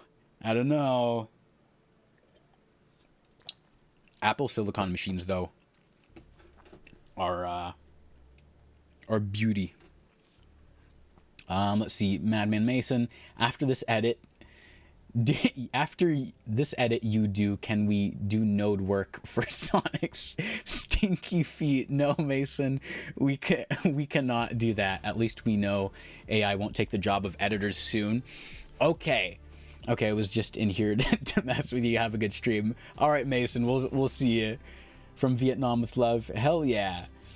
Fandamov, good to have you in here. We got people from all over the world. Okay, so where were we? Preach. Okay, so AI taking the jobs of editors. Sorry, I'm getting distracted from my super cool channel luminance to alpha. Is it saying? Wait a second. Where's my bitmap? It says enable luminance to alpha, which I'm assuming it says channel change to alpha. Converts noise to usable alpha, which is white lighting. Okay, it passable technically. Where was I? I was talking about the silicon stuff. Silicon stuff is fun. Oh, AI taking all of our jobs. Our jobs as video editors, as we know, are basically over. We might as well liquidate all of our stuff, feed our RAM to the great AI machine, and just give up because the slop is superior. Okay. Cloud actually can make some pretty high quality like explainer type animations. I was looking at, there's a channel called, I think, Ed Lawrence. Same guy responsible for Film Booth, if you know that channel. He's a big thumbnail guy, I think. What was I trying to add in here? Erode Dilate. That's our next step of being super cool editors with ChatGPT. We need Erode Dilate, shrink slightly, negative values. Okay. And that's, wait a second, does that automatically go? If I just drag this on, it automatically goes into the mask input. At least I can put it into the background input. That's crazy, dude. If you don't know what you're doing with DaVinci, I mean, this is already wrong, but it's automatically going to go into the mask input once it's once you have it on there. Oh, never mind. Now it's not. Just because I said it.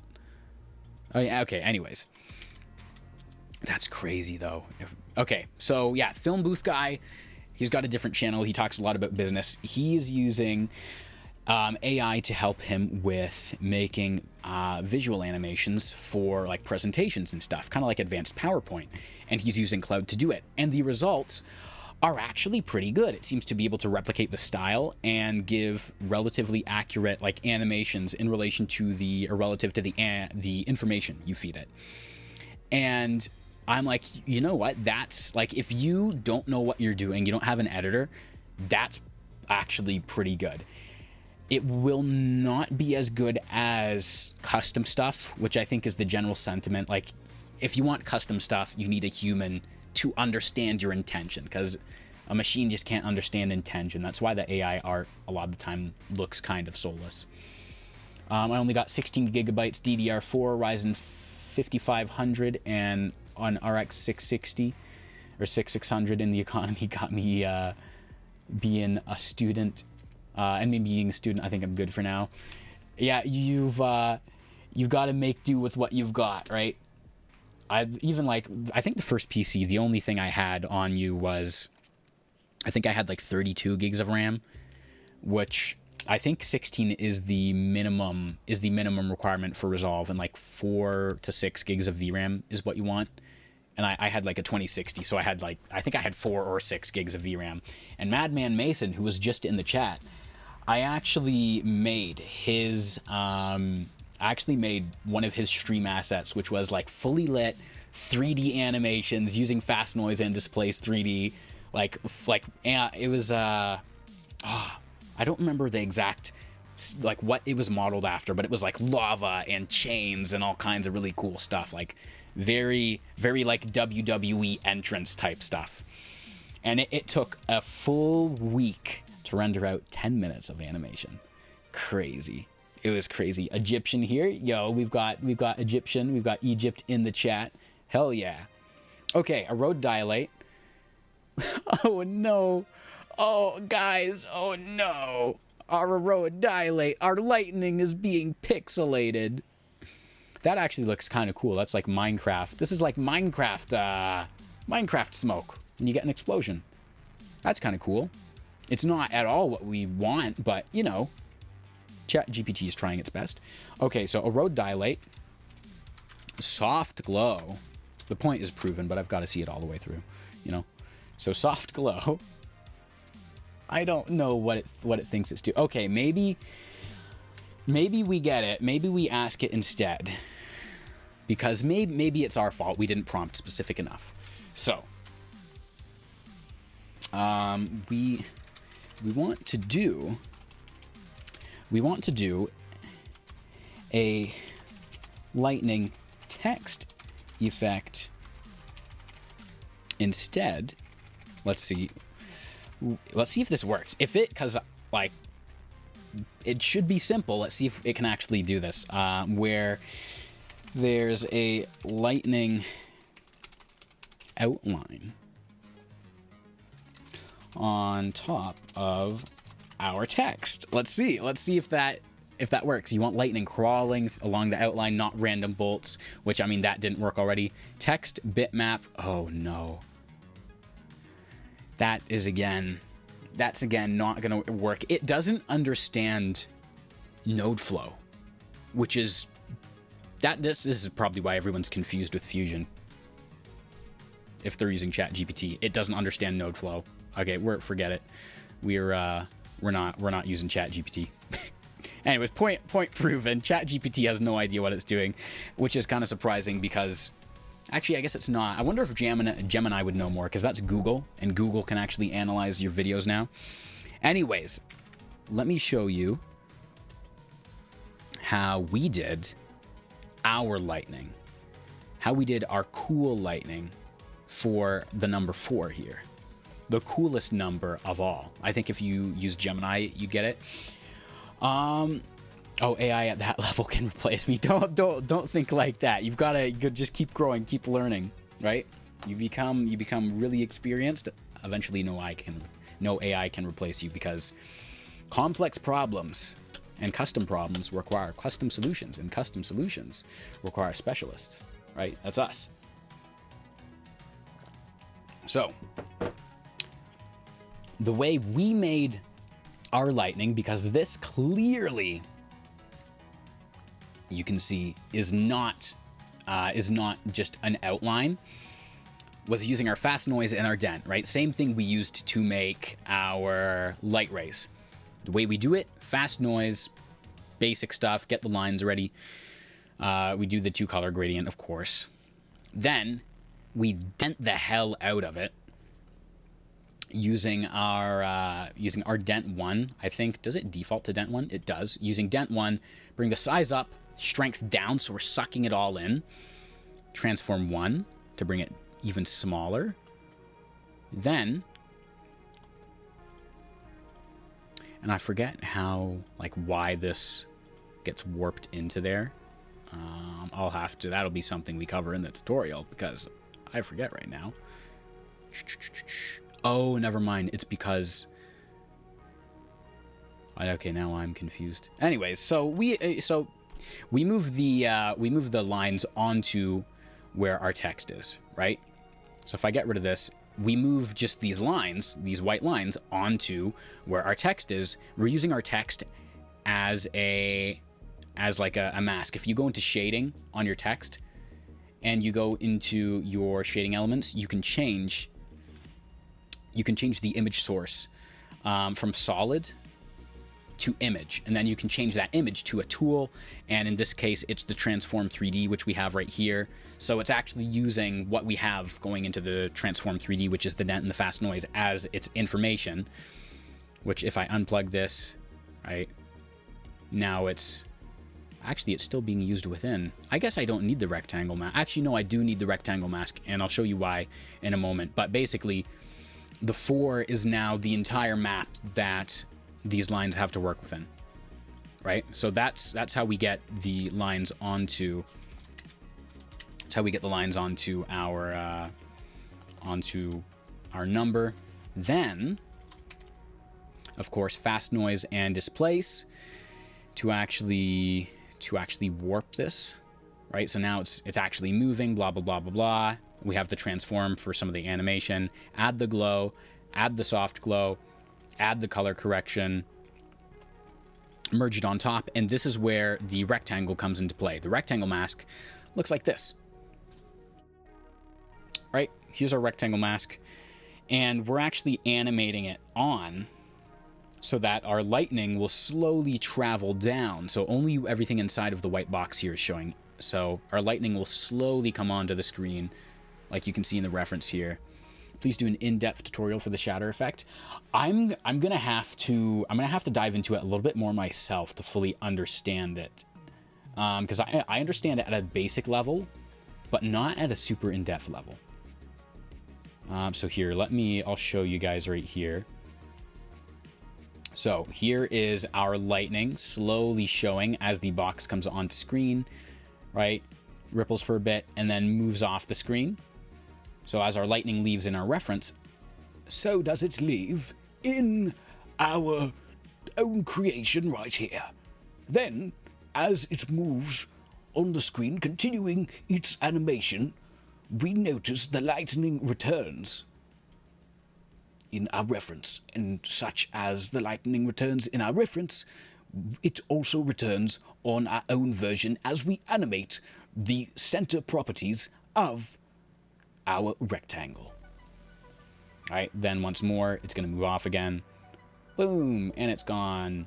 And then we bring it back on because it comes back on. So basically just animating a rectangle on top of all this. Really, really cool. If you want to animate lightning, remember, you could use basically anything as a mask. Anything can be a mask. Even you can be a mask if you try really, really hard. But yeah, anything can be a mask. Then you just... because the displace is using light data, right? It's using black and white data. You can tell it, hey, here's some light data. This is what you're going to warp, and then use some more light data, right? Use the fast noise to warp it, and it will warp it for you however you would like. Then it's just up to you to kind of show or animate how you want it to be showing up. And bam, you're golden. You are in the cool kids club. You're in the cool Fusion users club, right? That's it right there. So we continue on. What is this? Oh, this. Okay, so this is the same thing, but just for our Sonic text. And I think we actually, okay. So because the Sonic text, I tried to do the same thing with the Sonic text where I just use a mask here. What it ended up trying to do was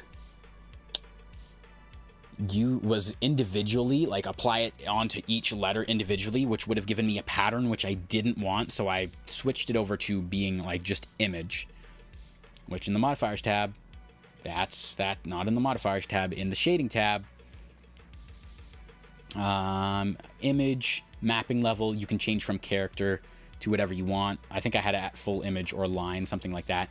Still didn't end up looking how I wanted it to look. So, man, when I record the tutorials, I should just grab my camera and move it over instead of trying to animate it in post. That'd be so much faster. Oh my gosh.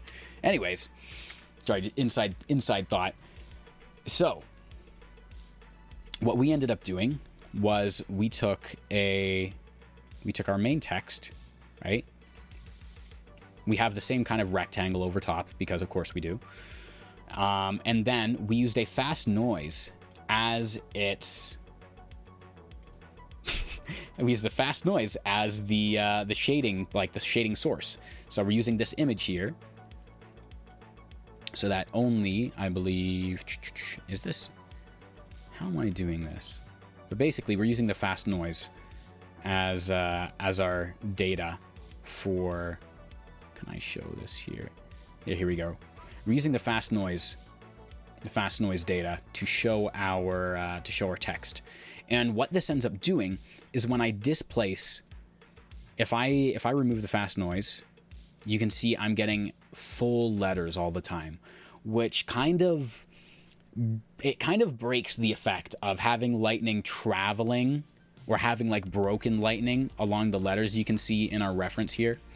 It kind of ruins that effect if it's just like if it's every single letter and it's not broken. So when we connect the fast noise, it breaks up the letters, and I don't even have the seethe on it, right? So I could bring the seethe up,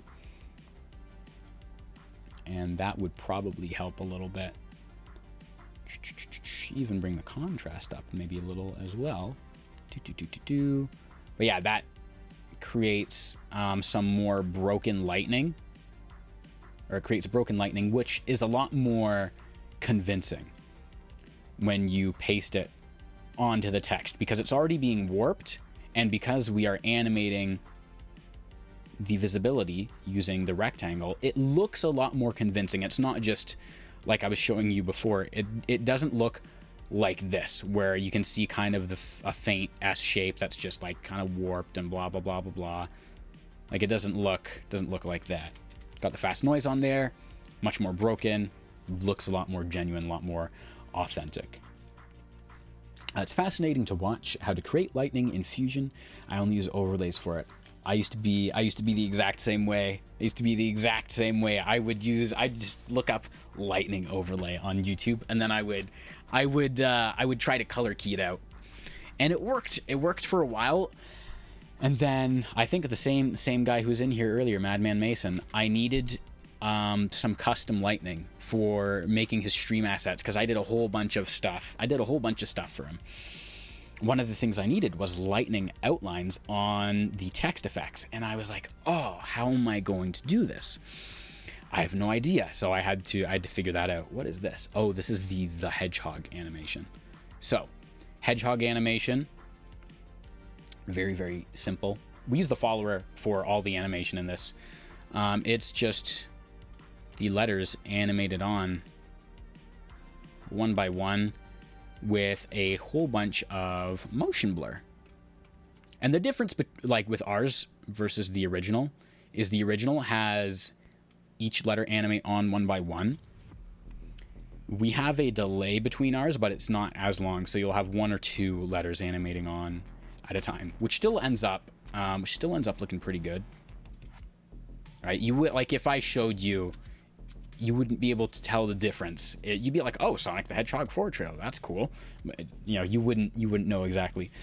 RB Blackstone, the rectangle is being used like a moving aperture to spray the lightning effect, to spread the lightning effect out rather than masking after the fact. Yeah, so only what is inside of the rectangle is being shown. So here we go. Yeah, so right now, entire rectangle is on top, so all of it is being shown, but you can see Now that, right, it's all gone right here, or it's not on the rest of the word Sonic. There is no lightning there. Only what is inside of the box is going to show, and we soften it out a bit so that it's not, so that it doesn't look kind of jarring when it pops on the screen, because otherwise, actually, you know what? Because it is lightning, that you can't really tell. It does look like it's just traveling. I actually might leave it like that. Now we'll bring the soft edge back, and I'll look at it before the final tutorial. Actually, yeah, you know what? I think I do like it better like that. But yeah, so the mask of the rectangle, whatever is inside of the rectangle, like this one, boop, boop, boop, boop. Whatever's inside is what's showing. Whatever's outside, tough luck. Tough luck. Thought for a sec it was spreading out the actual mask. No, that's the softness, and because it's moving so fast, right? It all looks very nice. Really, really cool stuff. Particles. So we've got some particles in our reference. We've got one right here. We've got a couple right here. Very subtle, but the devil is in the details. Also, the paycheck is in the details. You want to get paid doing, cool effects for people. You got to have your details locked down. That's why we do the text lightning the way we do it instead of just having the basic stuff, because basic stuff it'll look okay. It'll look kind of cool. Won't get you paid. So we add in some particles. So before, after. Very, very subtle particles that we have here. It helps to add with the texture that we added onto the background before. Helps to keep a little bit more texture in our environment, right? Simple P emitter. Oh, can I see? Here we go. Yeah, simple P emitter. And it's super, super small, I think. Yeah, here we go. P emitter. You add on a P turbulence node. What P turbulence does, I'm going to switch the song. This is so slow. So P turbulence basically just pushes particles in every which direction. It's kind of like wind, but it's not going to go in one direction. That's what the velocity controls are for right here. And you can actually, you can control a lot of your velocity. You don't necessarily need a P turbulence, but a P turbulence just kind of does it for you. So technically you don't need the P turbulence node. You don't need it at all, but it does add a little bit more specific control.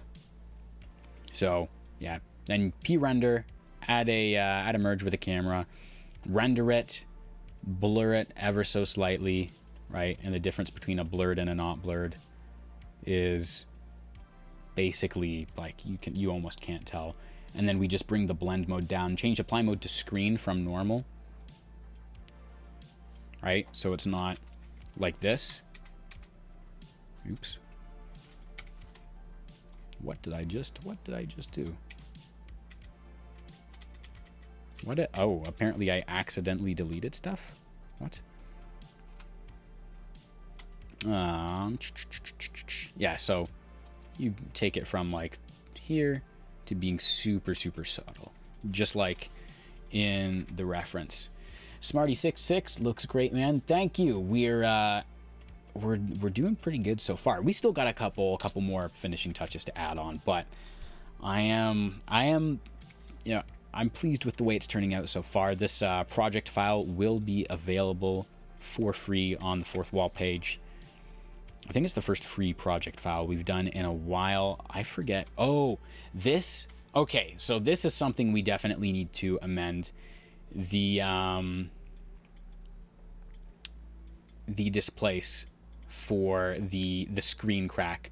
I was just kind of playing around here. We created a polygon, plugged it into a displace node so that we would be displacing whatever was inside the polygon shape. And then, yeah, you can see it didn't turn out exactly how I wanted. Then we added on a few more versions of it, added a glow onto it as well, right? This whole group needs a serious overhaul. Right, not looking great. So this is where the shatter effect comes in with the displace. Looks sick. Thank you. We can make it even better. We're going to incorporate the cracks in. I'm going to figure out how to get some of these cool different colored lines and stuff. It's going to look, the finished product is going to have that extra polish that it currently is lacking a little bit. So plug the whole thing into an image 3D. Here's our entire, everything we've done. Everything we've done has been leading up to this one moment. And now it's time not to just break all the misconceptions we had before about shatter effects not being available in Resolve. It's time to shatter them. That is right. Okay, so plug the image plane, or plug everything into an image plane. Then we plug the entire thing into a replicate 3D, right? We're following the teachings of Peach, right? Go check his channel out. He's got some cool stuff. Following the teachings of Peach. We bring our subdivisions for the original image plane down to 1. When we plug it into the replicate, I think everything is okay with the replicate right now. We're just using it for keyframing. Yeah. Okay. So these two image planes are going to work together. So we have the scale of our first image plane set to 0.2. The reason we have it set to 0.2 is because we have the subdivisions of the second image plane set to 5. If you ever use an image plane 3D, the scale is always by default at 1. And we are dividing 1 by however many subdivisions we have on our second image plane. So 1 divided by 5 gives us 0.2, and that is going to make sure that this math all works out properly, because this is how many pieces we're going to have of our image when we shatter it. So we plug the whole thing into a UV map, and now it's like, whoa, it's back in one piece. How did that happen? I still kind of don't understand it fully, but it's okay. We'll learn eventually. So we're going to change map mode to planar if it's not already. Change orientation to Z, not X or Y, because you'll end up with this. You can fit and center it. You can adjust the size and stuff to whatever you want so it doesn't end up looking all funny. And then I think we leave all these alone. Yeah, we left all these alone. And then, okay, so then plug it into a displace 3D. We're going to use this as our, what's the word I'm looking for? As our displacement or warp data. So basic background, right? Merge that underneath a fast noise 2-color gradient, right? Very, very simple. We changed it to yellow. I don't know if Peach did that just as an example or what, but you know, that's how we did it. Merge those all together, put a rectangle mask as well. Bring the border width down. The reason we bring the border width down is because actually, I'll show you why we bring the border width down in just a moment, because you're not going to understand it otherwise. So we plug that into an instance of our UV map. So boom, everything is still good. And I think this is where the border width thing makes sense. If I bring the border width out, yeah, then it starts breaking the center of it. And that's basically just this thing. I just need to bring the border width in so it won't break it quite yet. We're not kind of breaking past the barrier. Instance UV map, transform 3D in case we need to do any kind of adjustments. Then in our replicate 3D, this is where the magic happens. We're keyframing the translation as well as the jitter translation and the rotation translation. And this is where it breaks into its many different pieces. And you can adjust how crazy you want it to be just by adjusting your fast noise. And you can see if I put it all the way to 0, it's just going to be pieces. Yeah, you can change how you want it to be, or how you want it to kind of push and pull based on the fast noise and the amount of subdivisions and scale you have in your image plane.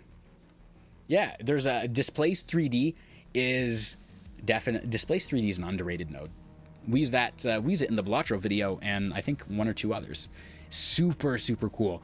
this is how you make the shatter effect. We could bring this up to 10, and you see it kind of like breaks a little bit. It kind of looks weird. And I can put this to 0.1. Now it's shattered even more. So now it's like, whoa! Really, really cool. Like, awesome, awesome stuff. Let's bring this back. Yeah, awesome stuff. And you will have to play around a little bit when you are adjusting your subdivisions and stuff, because you might end up with something like this, where the faces are kind of folding in on each other and they're not playing nice. Don't worry, that like happens. You just gotta play around with it a bit. Because, well, DaVinci is very, very good at a lot of different things. It is not like, it's good at 3D compositing. It can do a lot of like 3D, 2D stuff. It is not like it's not mainly built to be a 3D animation software, despite what you can do.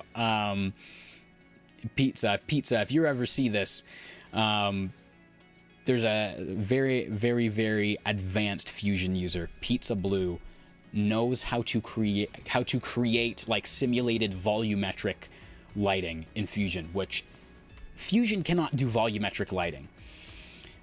But he figured out a way to do it. It just requires a little bit of finagling. Is it even possible to edit and not use the Fusion page, just presets and macros for the low-key animatic storytelling video, something like early Jaden animation, or very low-key simplified Vox video? You could. One more way for Thanos to bite the big one. That's right. I'm subbing, bro. Great work. Hell yeah. Thank you, Smarty. Yeah, sir. So you absolutely can. You absolutely can use just the edit page. If you want to do something very custom, right, or you need your own presets, that's where Fusion tends to come in, right? As soon as you introduce wanting to do custom stuff into the works, into your animations, into your videos, and you do not have, basically, if you don't have a preset for something or a template for something, and you need one, or you don't know how, like it doesn't exist, you need to make one, that's where Fusion comes in. So the answer is yes. As long as there is a preset or template that exists, you can do all your stuff in the edit page. As soon as there's something that doesn't exist that you need, that's where you have to start. Doing a little bit of learning. Okay, and then last but not least, so plug everything into the render, and then because we have this black box, we've got letterboxing on the top and bottom. We got a rectangle node, right? Put it on top of the render 3D. So that we are keeping, we're keeping everything inside of the letterbox. Whole thing shatters. We have it keyframed so that everything will move past the camera. So everything's going to move forward past the camera, out of frame, just like it moves past the camera in our example. And then, once that is done, we have right here our similar background, right? Same thing. We get some more particles. We animate the particles to start upon the break. And then we have, because we've got like some glass shards and stuff here. Boom. Got some particles and stuff. Haven't completely figured them out yet, as you can see. But boom, just like that. And they move past. Right? Put the whole thing together. We add the rectangle box on top of the mask input for our particles and our background, because we want to keep everything inside. Otherwise, it ends up like this. Boom, the whole thing goes together. And then, if we play the entire thing, back, we'll be able to see what they look like side by side. And what's happening right now is the entire thing is playing through very slowly. It's kind of caching. It's working through the entire thing, kind of like a test run. Once it finishes playing through, right? Once you see this little bar get to the end, it'll play back nice and smooth for us. I think every beginner needs the 157 macros by Akawa. It saves a lot of time and helps a lot. It absolutely will save you a lot of time and help you a ton. And I have kind of a hot take when it comes to like, if someone says, hey, I'm new to video editing, do you know any good preset packs or macros I can use to like speed up my work? And my answer to that is always like, okay, yes, like, yes, I do know some. I can give them to you, or I can recommend them. Akawa is a great one. Like, he's got a lot of really cool stuff. But then, on the other side of that argument, or on the other side of that, on the other side of the thought process is, if you get macros and presets to solve every problem for you, then when it comes to creating a custom solution for very basic issues, you're not going to know what you're doing. So if, let's say you have a whole bunch of different text presets, right? Like let's say you have the all-in-one animated text preset, right? For example, let's say you bought it off the store page, and you're like, oh, I've got this. It's very, very good. You would never learn how to do text animation stuff for yourself. Now that's okay. That's okay for certain stuff. Like the one I have, right? The one I'm selling is so basic. It's just basic transform animation and basic blur. But if you wanted to do something like this, and you just bought a preset that did the shattering, that did the lightning, that did the glow work, that did like the duplicate and animation for you, all of this stuff, then if you needed to like tweak it, or you needed like just a few elements from it, you wouldn't know how to do those. And so that's why I'm kind of torn. I'm torn when it comes to templates and macros, even like when I purchased them. But that's because I love learning this stuff, you know, and I really enjoy teaching it as well. I got no money. I ain't buying anything. Fair enough. Hey, there's also free stuff on the fourth wall page. I don't know if it's linked in the stream or if it's on the channel, but there is a whole bunch of free stuff there as well if you're interested. Where was I? Yeah, that's why I'm torn. I'm torn between like, do I use a macro or template? Maybe not. For stuff where I need to learn C++ or I need to learn coding, right? The Fusion rabbit hole goes deep. The Fusion rabbit hole goes so deep. Like, and that's just talking about making animations, like making presets. There's a few different like branches to it, and they go so deep. If you get into 3D stuff, you get into lighting, you get into not motion blur, focal blur. Oh man, I know a guy, Johnny. He's in here from time to time. Focal, like having like camera blur, like background separation between stuff, is a huge like cinematic touch people will put in animations, both 2D and 3D. And it's very difficult to get an authentic blur, especially if you're doing it in 3D and you've got a whole bunch of reflective stuff. But yeah, that's its own rabbit hole. And then making presets, its own rabbit hole.